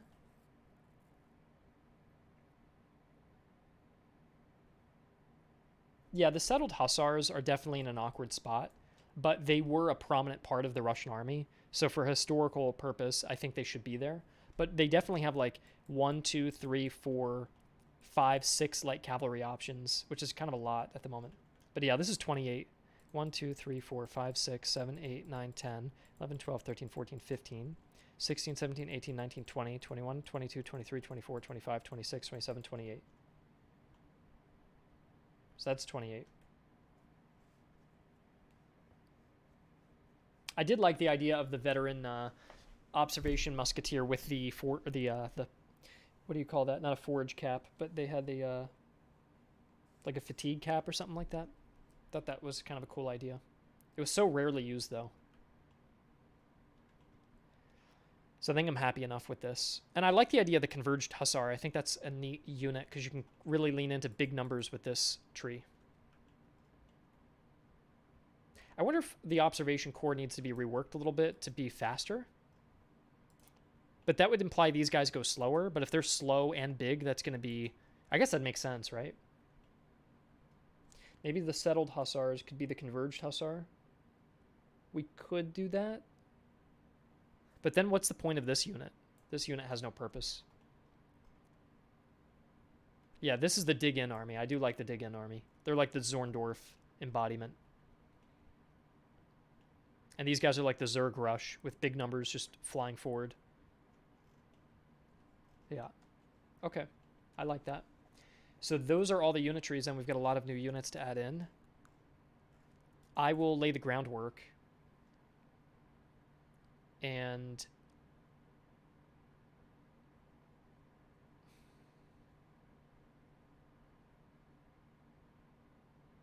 yeah. Now, I would keep the settled hussar here because the settled hussars are part of the Pandors. I don't think we should get rid of that. Unless your implication is we get rid of the...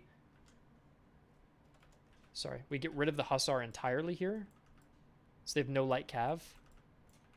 And then we do converged settled hussars. You could even just call them hussars. And they could represent both. You could even go hussars to settled hussars as the upgrade. Like that. And then you have an extra unit now. And then you could do... you have one more free unit. The Ukrainian land militia just doesn't really fill a niche because I don't know what we use for them. Like, we already have the Plastones, which are really bad. We have the low-level kind of Pandor Musketeers. You could do, like, another step, but then you'd have to go 1, 2, 3 steps down to just get mounted Cossacks. So I don't really think that works. We could add another observation unit. Do you guys like this idea there? And no Hussar as part of their main tree? So this way all the light cav has to derive from this side. I think eliminating a cavalry unit is not bad because there is so much cav that this can have the heavier cavalry. So I think that's probably the way to go.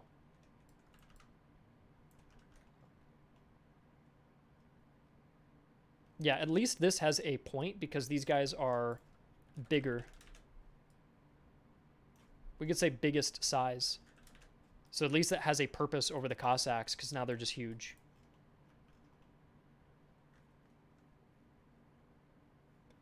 Oh, yeah, you could make the provincial... Yeah, we could make this turn into heavy provincials. That's a neat idea. It's weird how the Hussars come from Pandor Musketeers. I have an idea. I mean, we could go, like...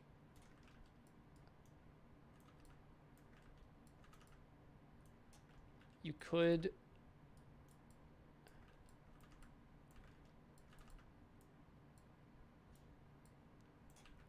You could go... sorry, hold on.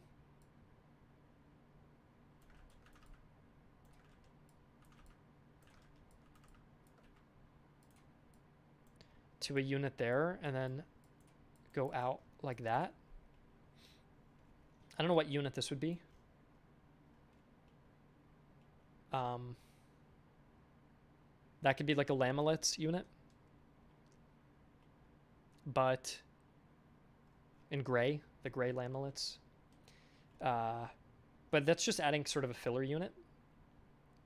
So if we don't do that, we can give a unit to someone else to make them interesting.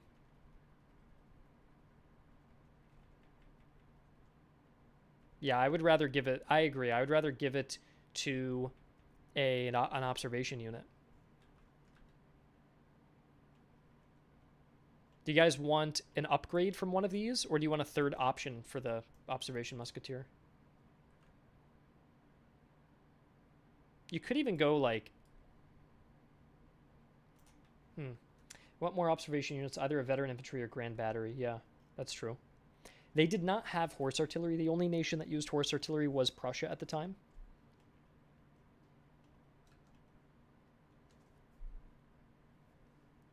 Upgrade for the Fusiliers. Yeah, we could do an upgrade for the Fusilier, potentially. You guys want the red hat. Okay, we can do the red hat.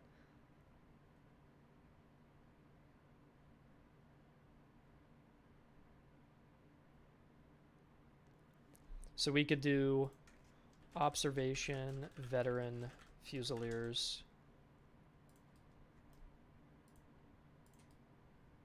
And then what's cool is the red forage cap they used was not used anymore halfway through the war, but also the entire observation corps was disbanded halfway through the war. So it kind of is in line with that. Fusiliers are yeah, you are right that observation musketeers goes to veteran, but then it'd be you'd have 3 tiers, but I don't know. I guess it does add a little bit of depth though. They would be kind of like the lifeguards because they're tier 3. But you know what? They could be like they could all be cheap upgrades that just drip feed you into the bottom. You can find the reference for the cloth cap on Chronosoft. Do you know where it is?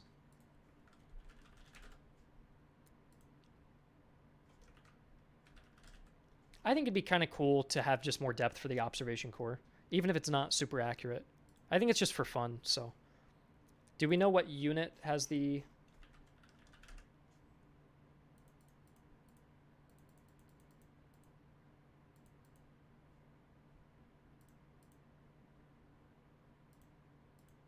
uniforms? Russian uniform tab? Where's uniform, though?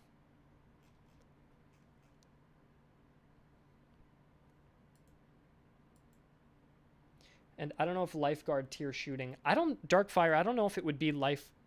I don't know if they'd be like lifeguards. I think you'd probably make these guys a little bit weaker, keep these guys the same, and then make these guys a little stronger.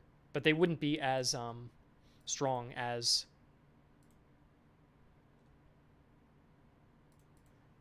I don't think they should be as strong as the lifeguards or anything like that. That's a grenadier meter. So they only used this. They only used that on their grenadiers. Even though cloth caps were officially allowed in 1760, that doesn't mean they were not used before 1760. Cloth grenadier caps were not included as the official uniform list. They didn't have money to allocate them. Therefore, cloth caps were made from regimental savings. Sent to the grenadier companies. A grenadier cap was sent to grenadier companies of the infantry of the observation corps to use as an example. So...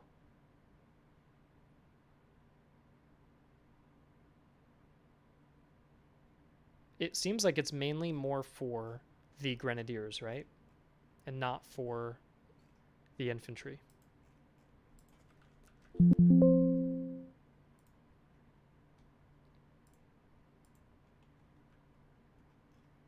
Also, I think these guys should be slightly more into shooting since people expect the word Fusilier associated with shooting. Even if it's not historically accurate, I think that's just something that I've noticed people expect that. So I might as well just play into that a little bit.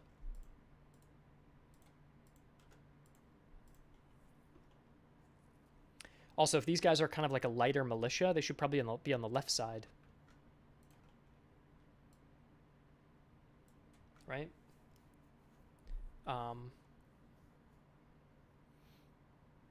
Yeah.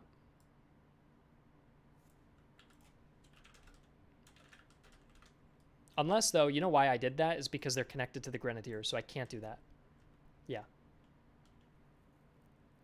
Yeah. You're right.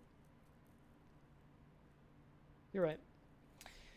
Observation caps out, right. They were known for skirmishing. You could give the observation grenadiers a red cap. Yeah.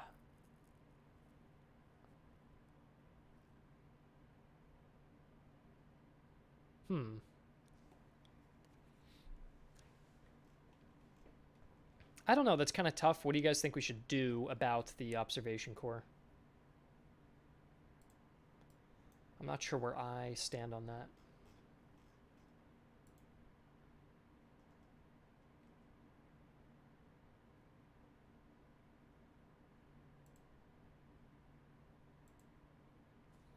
Well, it's fine because the cost of differences, but don't hit another unit of infantry.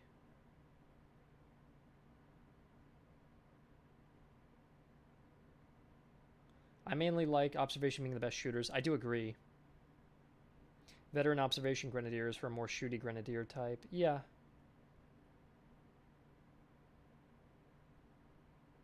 the other hand, Russia doesn't really need a unit in any field.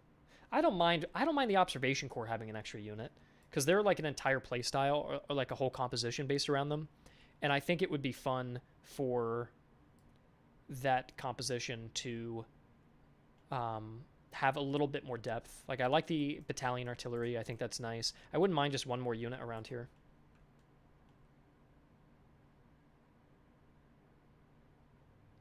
Mecklenburg volunteers. Well, the thing is, Mecklenburg was occupied as soon as the war began. Its entire army of like 2 regiments got exiled into Russia and disbanded. Many of whom never to return home. So I don't think they're not big enough.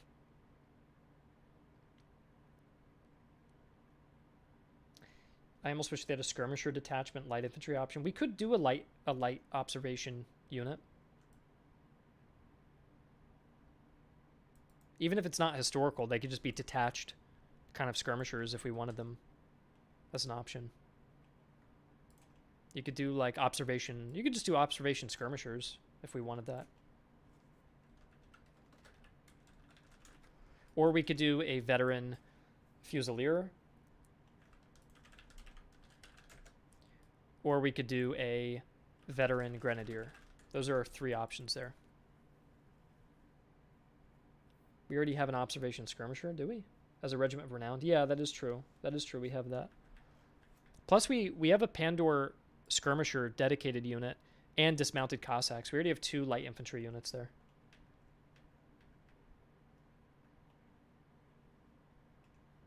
Here's what I could say.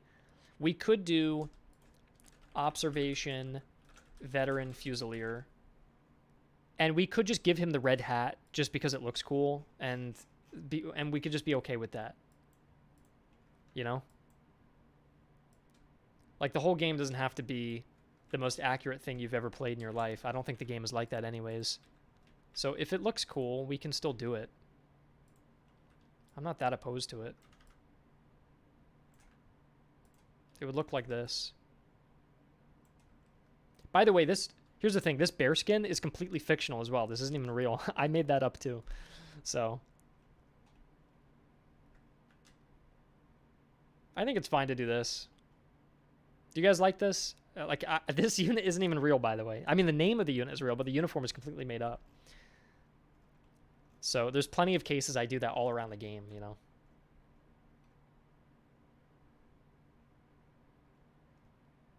And they're more focused on shooting, so yeah.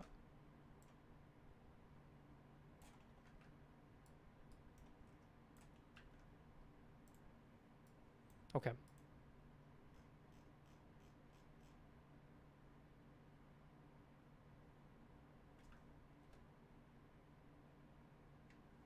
Yeah, just a quick question before I finalize this. Do you want the hat anywhere else?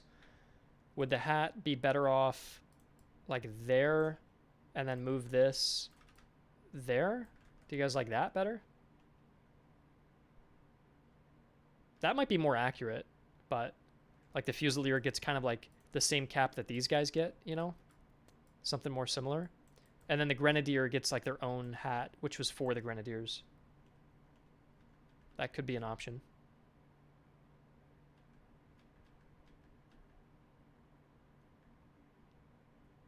Those hats are only used for melee. Yeah, that's true.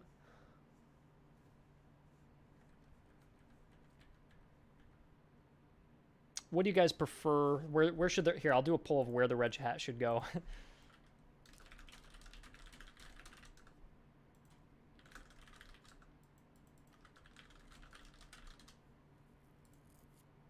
Where do you want this red hat? Do you want it there or do you want it there?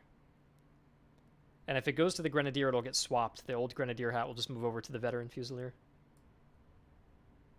It's up to you guys. It's somewhat fictitious anyways. I think it'd be marginally more accurate to put the red hat to the Grenadier, but it's also not very accurate to give a Grenadier hat to a Fusilier, so I think at this point it's just whatever you guys think would look nicer.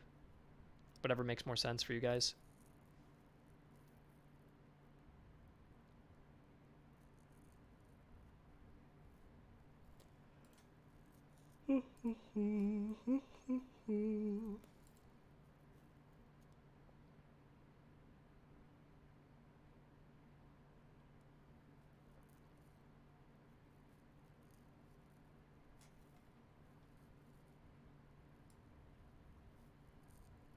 I don't think it'd be confusing necessarily because we do have Prussians with Fusiliers with the metal hats, so I don't think it's entirely confusing to give them the metal hat, but I can definitely see your point though.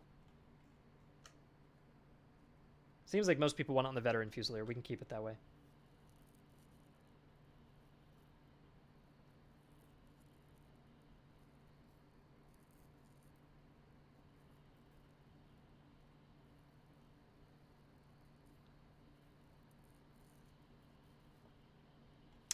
One quick question that someone brought up, Englad, you were saying that we could do this instead, to do Veteran Observation Musketeer,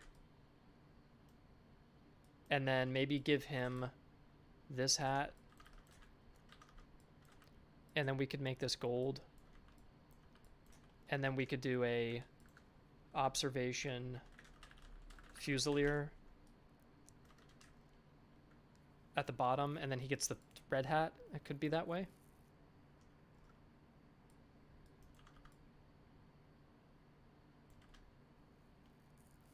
If the last tier could be upgraded from Fusiliers and Grenadiers, it could represent the veteran units merged later. Yeah, they both could merge into one spot, but it kind of feels a little bit weird doing that, you know?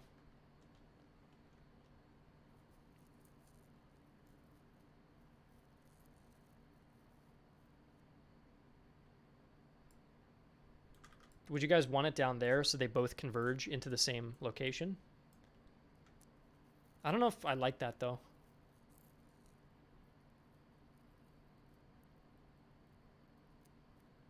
What do you guys think? I'm open to it if you want to.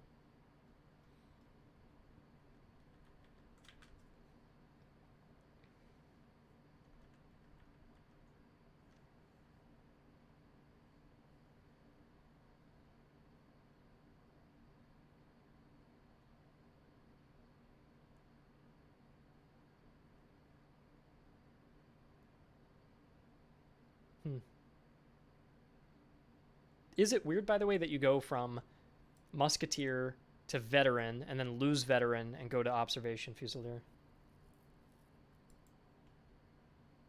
It could be Observation Veterans.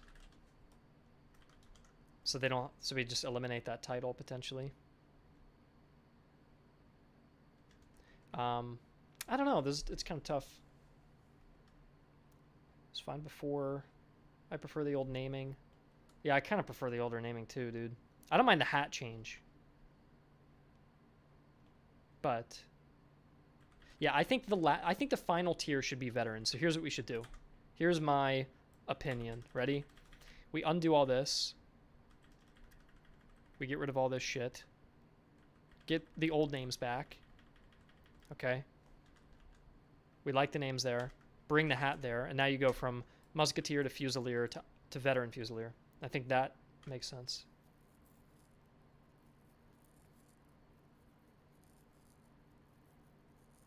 You could even, if you guys don't like the whole idea of going from musketeer to fusilier, you could even go observation troops or observation infantry. Do we do that for anybody else? Let's see if I have any other naming conventions that do that. Observation. I don't think I have any kind of... Yeah, garrison troops. That's true. They could be the garrison troops. That is true.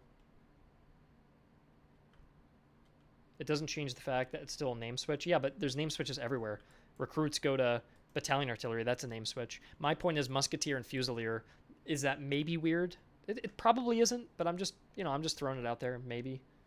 Observation, garrison, troops, and then you go fusilier, veteran fusilier, and grenadier. That's an option.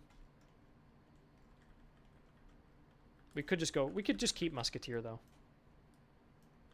Has anyone complained about it? Absolutely not. So we can just keep it the same.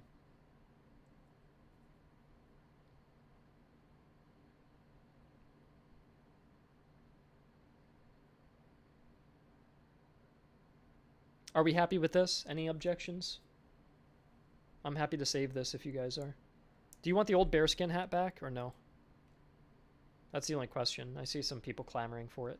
Or at least one guy.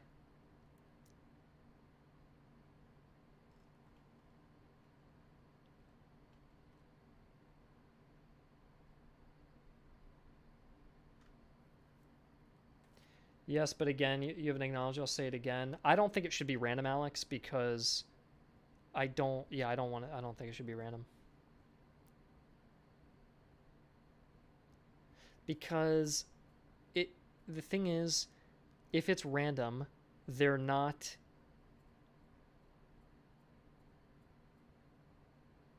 I don't get, in this case, why anyone would make observation grenadiers. Even the thing is, you could say that exact thing about this entire, everything in this whole game, right? Why would anyone go Pandur Grenadier? Like, it's meta to go Russian Converged Grenadier. Why would anyone go Brunswick or Musketeer? It's meta because you can go down to Veteran Musketeer. Why would anyone even touch, actually, why would anyone touch the Hessian Musketeer? Because Highlanders have better melee. Why would anybody touch the subsidy artillery? You should just play one type of artillery. Why should anybody touch German Fusiliers? Just go down the veteran side. Like, it is... Same thing here. Why would anyone go Irish Veteran Fusiliers? You should go Irish Grenadiers because they specialize in the melee. I think you could say that about almost everything in the entire game. Why would anyone go Grenzer Grenadiers? Why wouldn't you just go Grenzer Sharpshooter? It's just... The first answer is roleplay. So not everyone is playing the game to be a min-maxing god. Some people like to just have a diverse and interesting, unique army.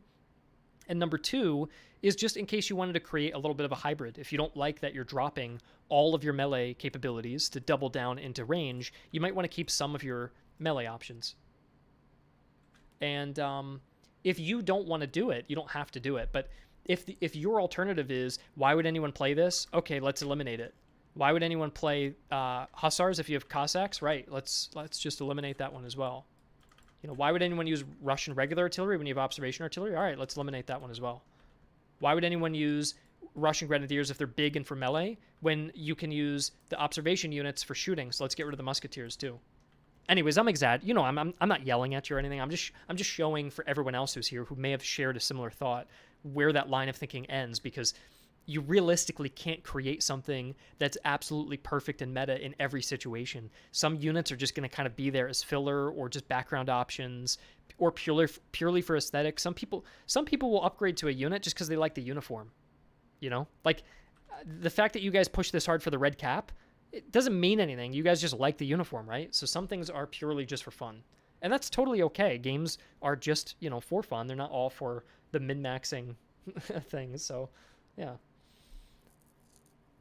Anyways, did you guys want the bearskin or?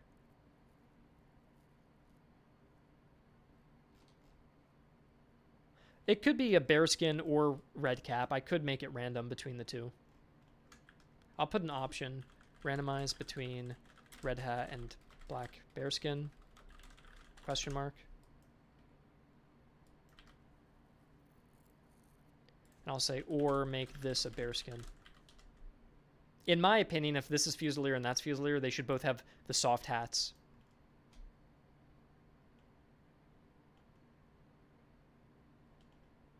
And I would get rid of the tricorn. That's just my opinion, though.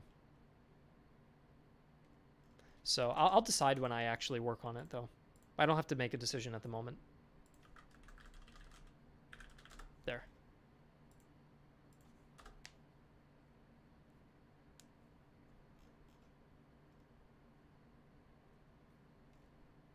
Yeah, I would say if I had it my way, I'd probably just give the bearskin to the Fusilier, and then give the red hat to the veteran, and then you just have black and red, both soft felt hats, and yeah. I'm really annoyed that I can't delete my own messages. Look. Oh, there we go. It worked finally. There we go. That's working now.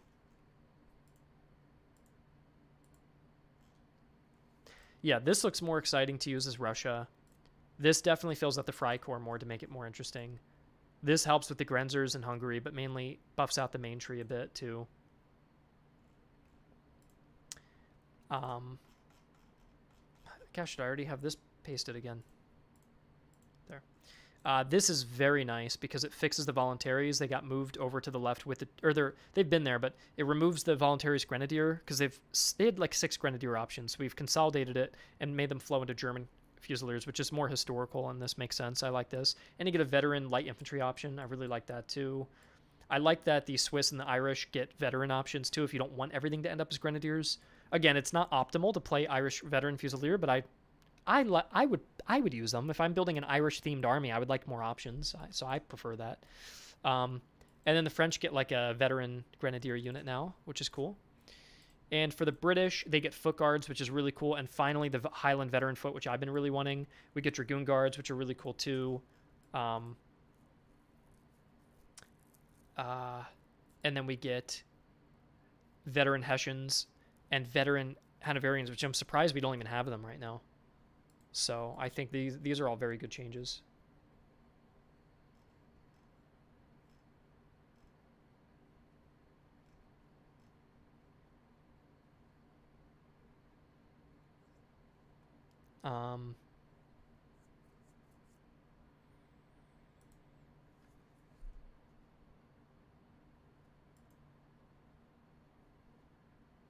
Yeah, I'm happy with this. I think we made some really good progress. The last thing we have, honestly, because I'm still here, I got 20 minutes left because we actually finished early. We blew through those faster than I thought we would, is the HRE roster. You're right. That's the last thing. So let me go check my concept art and see if it's in there. That's the old version. I don't know where the newest version of it went. That's my worry. Because I had an even newer version than this, and I think it's gone. Does anyone know where I would have placed it? Gosh, I have it. It's somewhere. But that's a shame because I actually added on to this a little bit. It wasn't that hard. I didn't add that much. Let's see. 1, 2, 3, 4, 5, 6, 7, 8, 9, 10. 12, 13, 14, 15. So we have 2 units to add. Okay, this is pretty damn easy for me.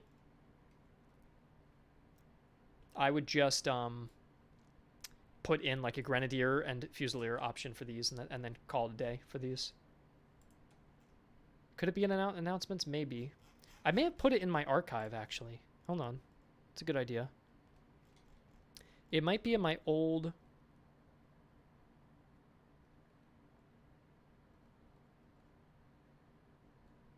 upcoming changes. You might be right. Yeah, but that's not it. Damn.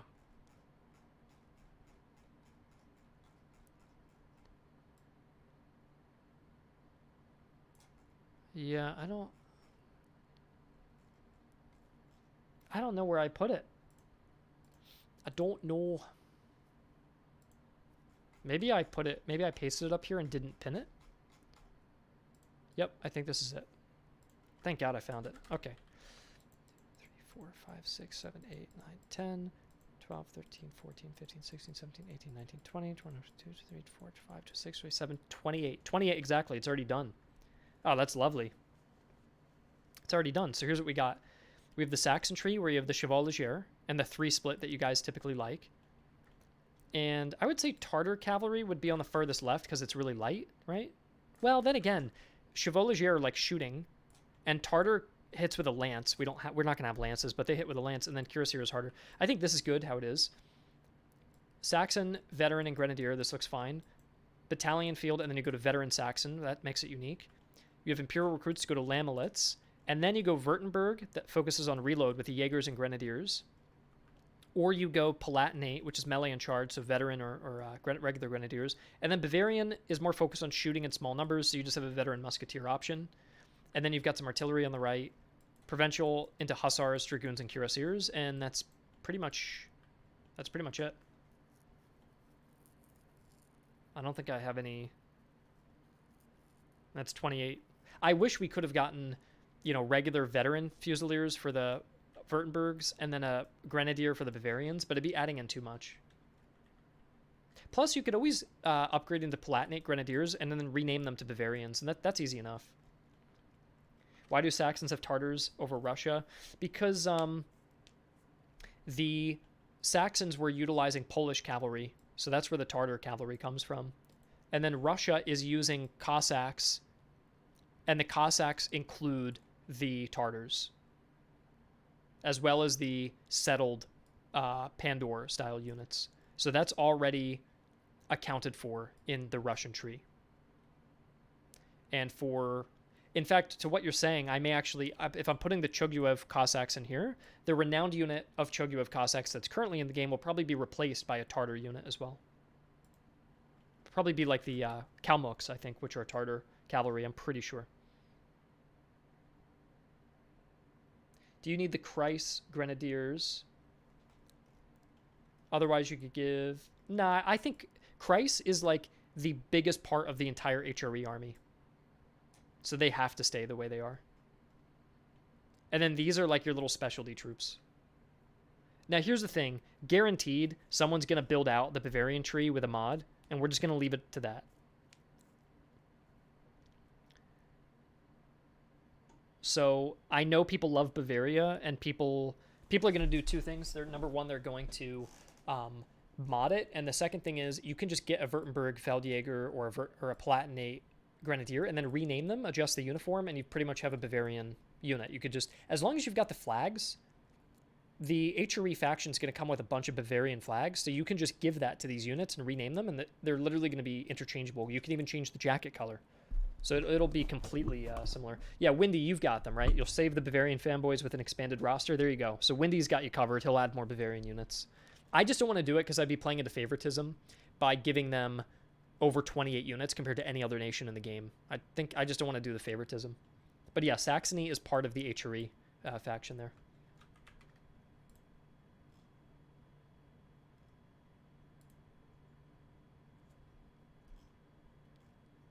Will Poland ever be added? Maybe. I was thinking of doing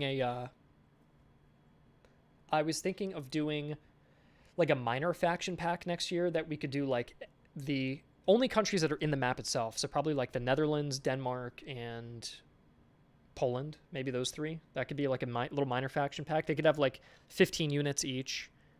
And maybe they don't even have renowned units. Who knows? And they're just there to kind of like fill up the map a little bit and add more enemy variety. I mean, I could give them bigger roster. We'll see. I don't know. That's just an idea I had. It would be cool having a dedicated Scottish Jacobite faction, but they're not in the 7 Years' War, so we can't really do that. But I really do think, yeah, it'd be cool having a what's it called? A Jacobite one. As for lances, yeah, I don't know what to do with the whole lance situation.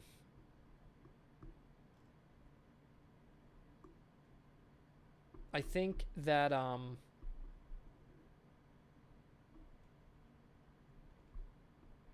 Jacobites are mod material. I agree. I think, yeah, if someone's making a mod, I will honestly, the guy who's making the Jacobite mod, I think it was Windy, isn't it you, Windy? I will get my artist to make you artwork to make it look official. We can get you like an icon for the mod. Maybe we can get you a couple doctrine options. We could probably do the Scottish flag in our style, and then maybe we could get the army comps drawn in our style too. And if you took care of the rest, then I could do those things for you potentially. And then we could make it like a big promoted mod. Because I'm a sucker, dude, for the Scottish. If Scotland was part of this game, that'd be my go-to faction. So if you did that, I think I would support that a lot. Yeah, I would love that. But yeah, lances are tough for cavalry. I just don't know if that's really possible. We can look into lances next year. I know it's been a big request, so next year we could look into that. But for now, this will have to do. Cavalry. We might do cavalry pistols for this update, because I said I was going to add more items, so we could probably add some cavalry pistols as like an item that you could put in to improve your unit's charge stat.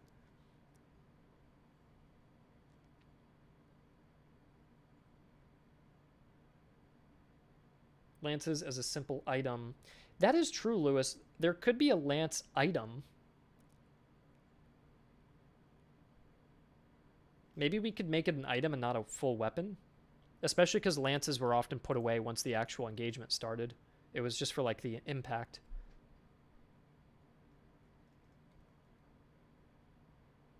So get lists for Nico of what art to do. You know, cav pistols, Soul musket, maybe a lance item, question mark?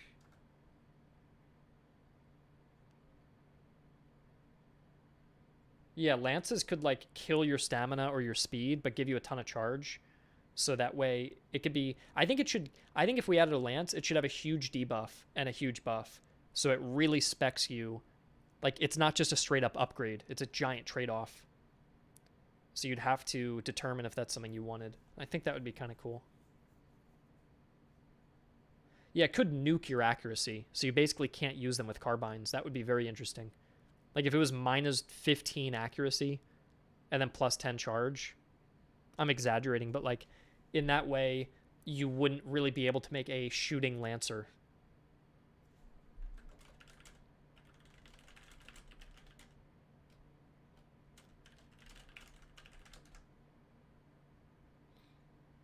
The cav pistols could boost your accuracy potentially to kind of make it seem like your guys are shooting harder, or melee or charge as though they're firing them off. Thing is, they're so short range that you would only use them in the actual melee. So they would do one of those. Have a lance in the firearm slot? I don't really think so.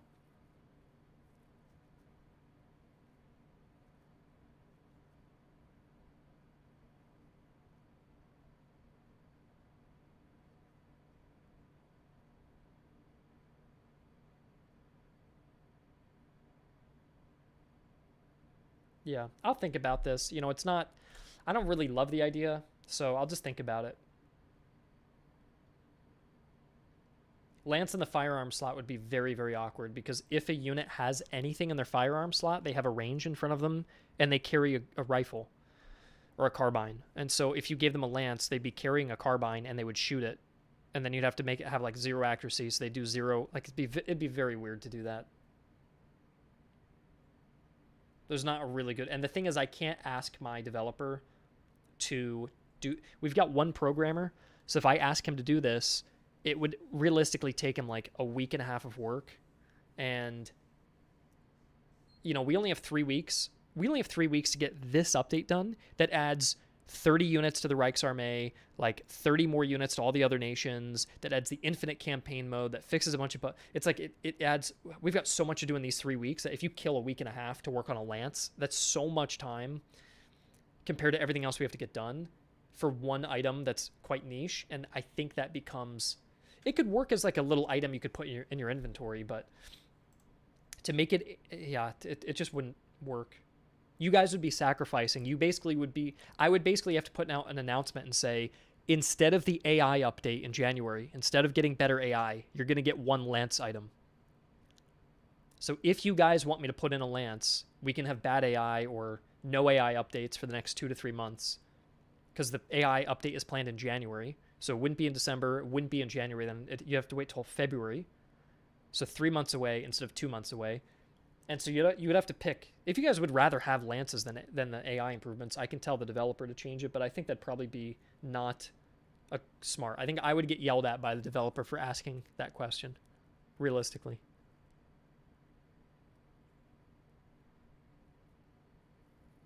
But I think the AI is probably a better focus.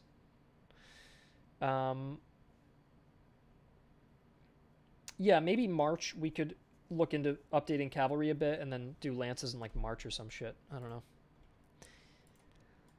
What's the other thing I wanted to consider? I know we were saying to look into renowned units. I don't really want to do that tonight. I'm a bit tired. So what could I do instead?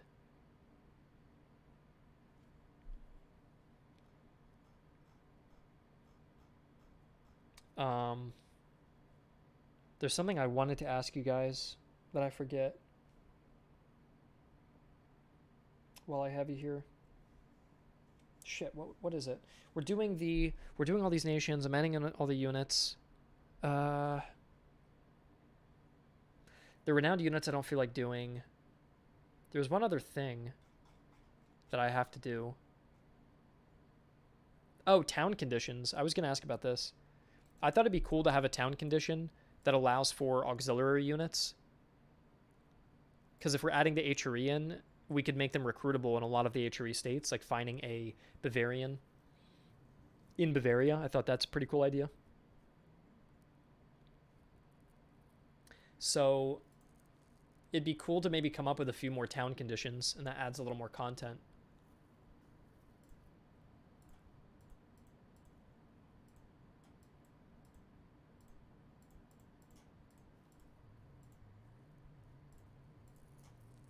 Will HRE get a new musket? Yeah, they're going to get the Sewell musket. Which renowned units got cut? I think the only ones that got cut are maybe British Foot Guards with a Coldstream. Maybe, but I mean, they can still technically stay. Maybe the Dragoon Guards. But there were multiple regiments of Dragoon Guards, so maybe they can stay. The French, the Grenadiers of France, maybe, because French veteran Grenadiers are supposed to be the Grenadiers of France. The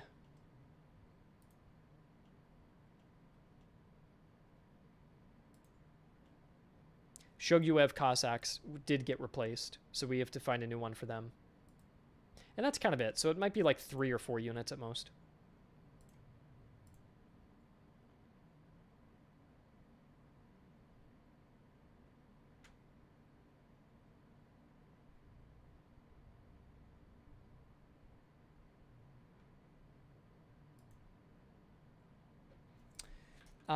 Okay, so I want to come up with some town conditions. I think it'd be cool to come up with like 3 more base conditions. So 1, 2, 3. And there'll be opposites. There'll be a red version and a green version. I think that would be pretty cool to add to the game, and that wouldn't be too hard. So for the first one, I want the auxiliary recruits. It'll be like auxiliary barracks.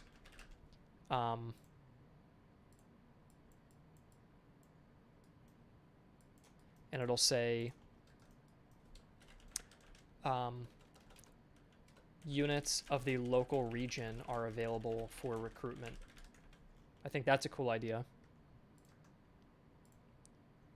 And then the negative version, so the opposite would be what? It would be like, what do we already have like drained recruitment? Is that already a thing? Let me check. I would assume the opposite would be like only recruits are available. Like they just have shitty units there. Let me check. It could just be a special. Nah, I don't want to do that. I don't want to fucking...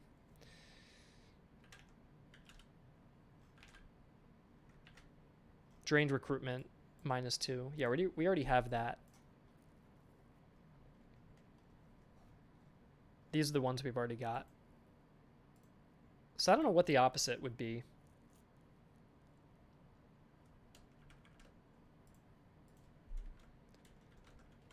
Some kind of unit, or negative, I mean. I don't know.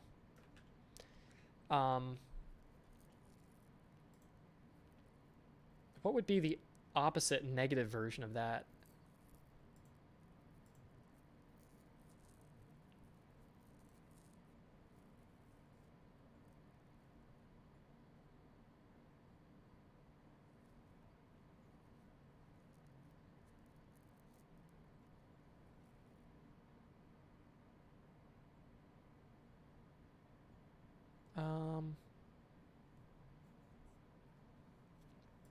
It could be like it could be like, see, the auxiliaries are foreign. That's a foreign barracks, right? So the opposite could be something happening with a foreign barracks, meaning that they closed off recruitment. There's no barracks.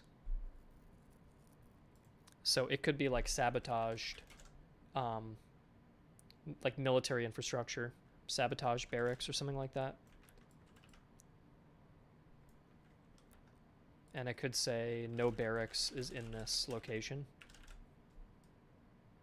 So it's like high risk, high reward. Like this is a very cool, unique buff, and this is a very devastating debuff. So I think that is quite interesting.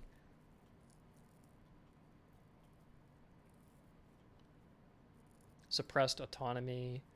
I like disarmed town. I think that's kind of interesting. We already have one that says drained recruitment, though, so that makes me... And it reduces the infantry there. I don't know. That's a tough one. And it is a bit extreme, isn't it? So, I don't know. I don't know what the opposite of that would be. That we haven't already done. Maybe it doesn't need an opposite.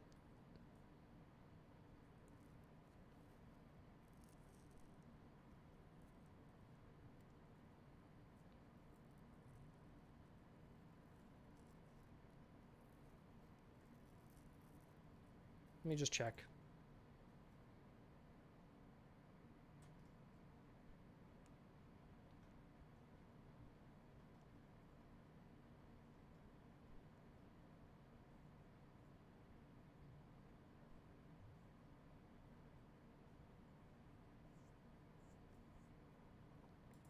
I don't know. I actually don't know. I'm not even seeing any ideas that I like for it. The only thing I could think of is that there's no barracks there.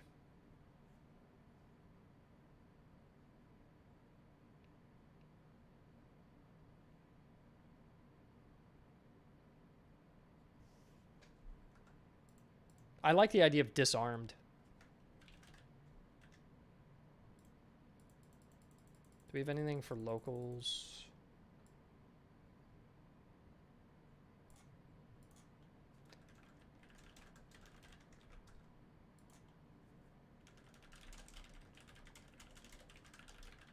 I think that is kind of interesting here. And this is very rare, and this is, therefore, that is very rare as well.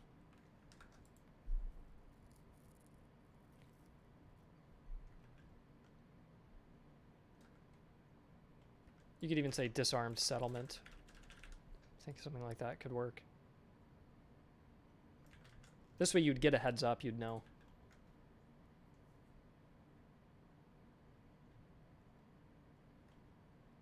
I don't know if we even need any more. I think this is kind of all I wanted to do.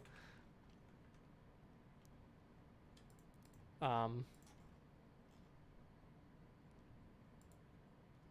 items are excellent or all items are basic. That's a cool idea. That's a bit overpowered, though, I think. Find, like, all the best items in one spot.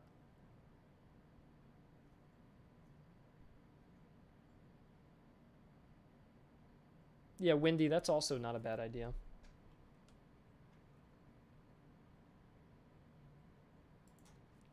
Other option is there's only the local units, but of recruit quality only, and they're more expensive.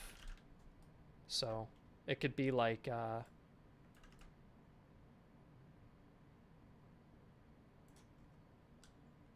mean, that's technically kind of a buff a little bit because you still find local units, so I don't know. I'll think about it. But that's an option there.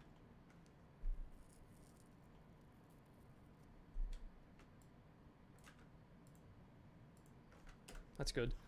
So that's what I want to figure out. And if we just had to list the... Let's do a quick list of the renowned units we have to replace. So first of all, let's go into Britain.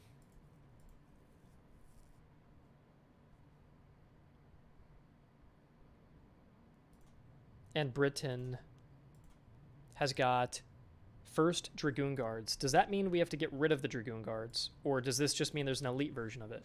Because I think we have multiple... I think Britain had multiple, so we could probably keep it. The fewer we can replace, the better, I would say. I don't want to just start replacing all of them. There's 3 Dragoon Guards. And they're the 1st. So you're getting the other 2 Dragoon Guards, basically, with that unit type.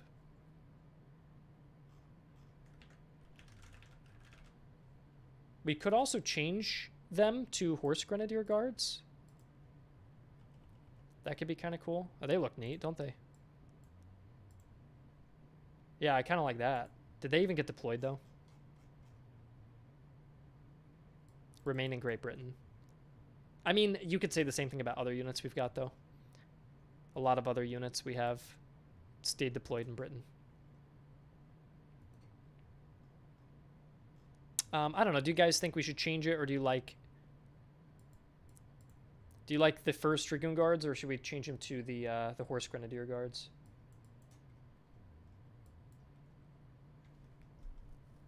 Will Master Command come out for PS like PlayStation? No, it will not.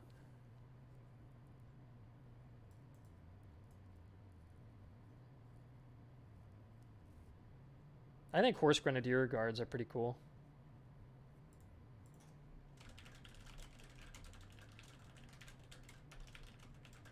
Because you're already getting that as you're already getting Horse Guards as a regular recruitable unit, right? The other thing to look at are the Coldstream Guards. Now, we have, for the British, we have 3 Foot Guards. The 1st Foot, the 2nd Coldstream, and the 3rd Scots. These units represent those 3, the Foot Guards there. So this unit is slightly redundant in the same way. But that is their best regiment. And I don't want to just get rid of, like, all the best, like, cool ones. So I don't think... It's pretty prestigious, so I don't know if I want to get rid of it.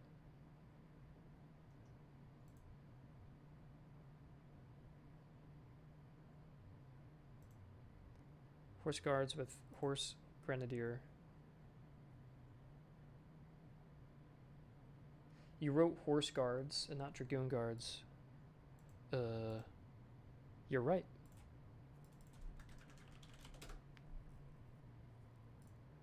It could be like the 33rd Foot. They're pretty cool.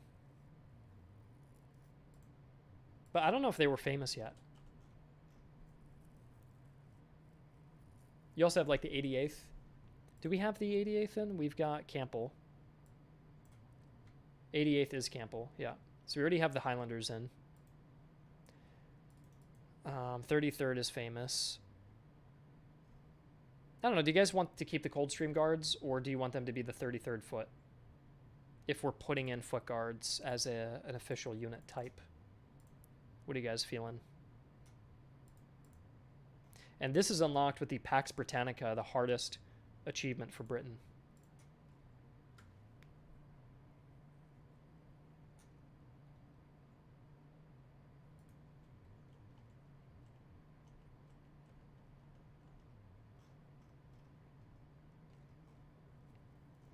Yeah, I think the Coldstream Guard are really iconic, aren't they? Yeah. Okay, I'm with you guys. I don't want to over-replace units. The rest are good as is. And then for France, the only one we're stepping on the toes of are the veteran grenadiers, who are similar to the Grenadiers of France. But I don't think that's a huge deal, right? The Grenadiers of France as the special unit. And then veteran grenadiers is just kind of like a loose representation of them. I think this is totally fine. I don't want to overdo it. So I'm happy to leave these guys as they are. Yeah. Yeah, we did talk about replacing them with Marines if we wanted to. Did the Marines even do anything, though? Pretty sure the Marines they had... that's Britain, sorry. The Marines they had were just stationed on the coast and didn't do anything. Not that they needed to, but...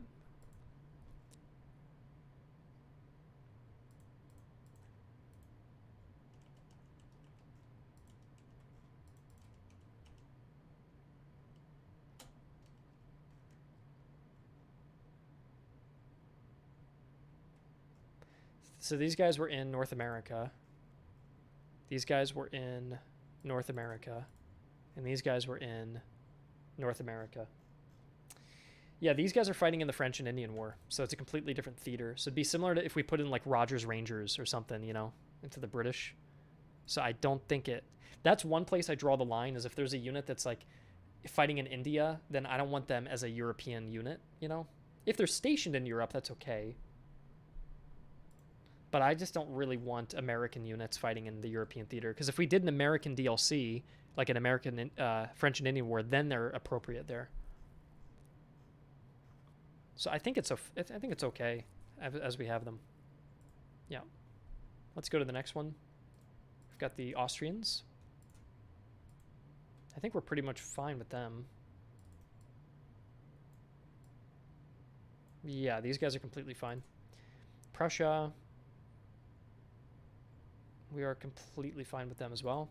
Russia.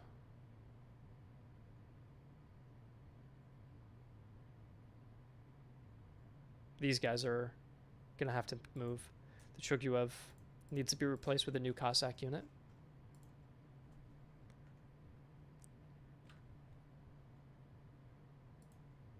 So...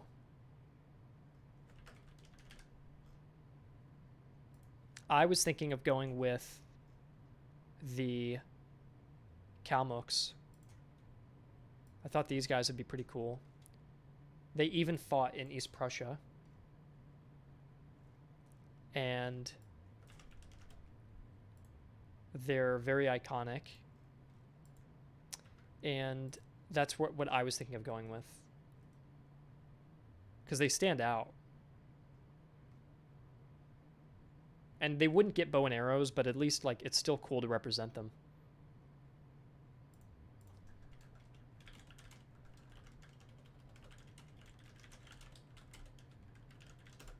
I think at least that's a cool representation. And then we go to who's left. Is that it? I think that's everything. So we only have 2 units to replace. That's very easy. Yeah. Okay. So we figured out all the new units. We figured out the new renowned units. We've got the HRE tree done. Everything is done here. All the plans are laid out. We just have to get these units in then.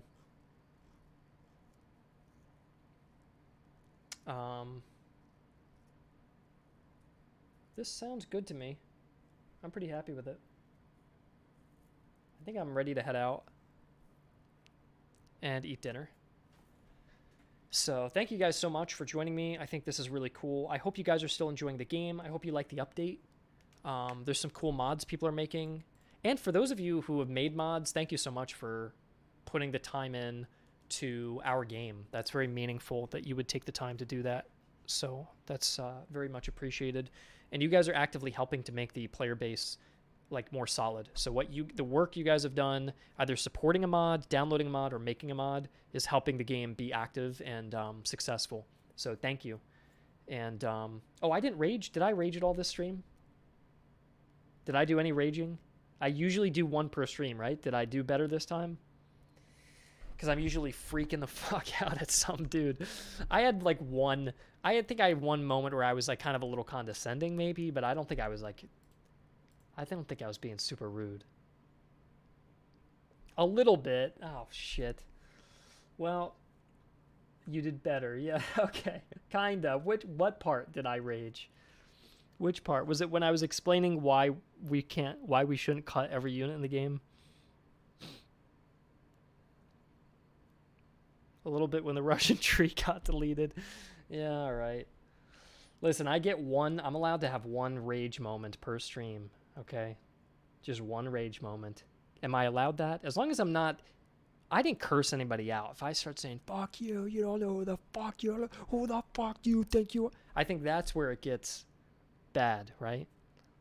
But I'm allowed to have one little condescending moment.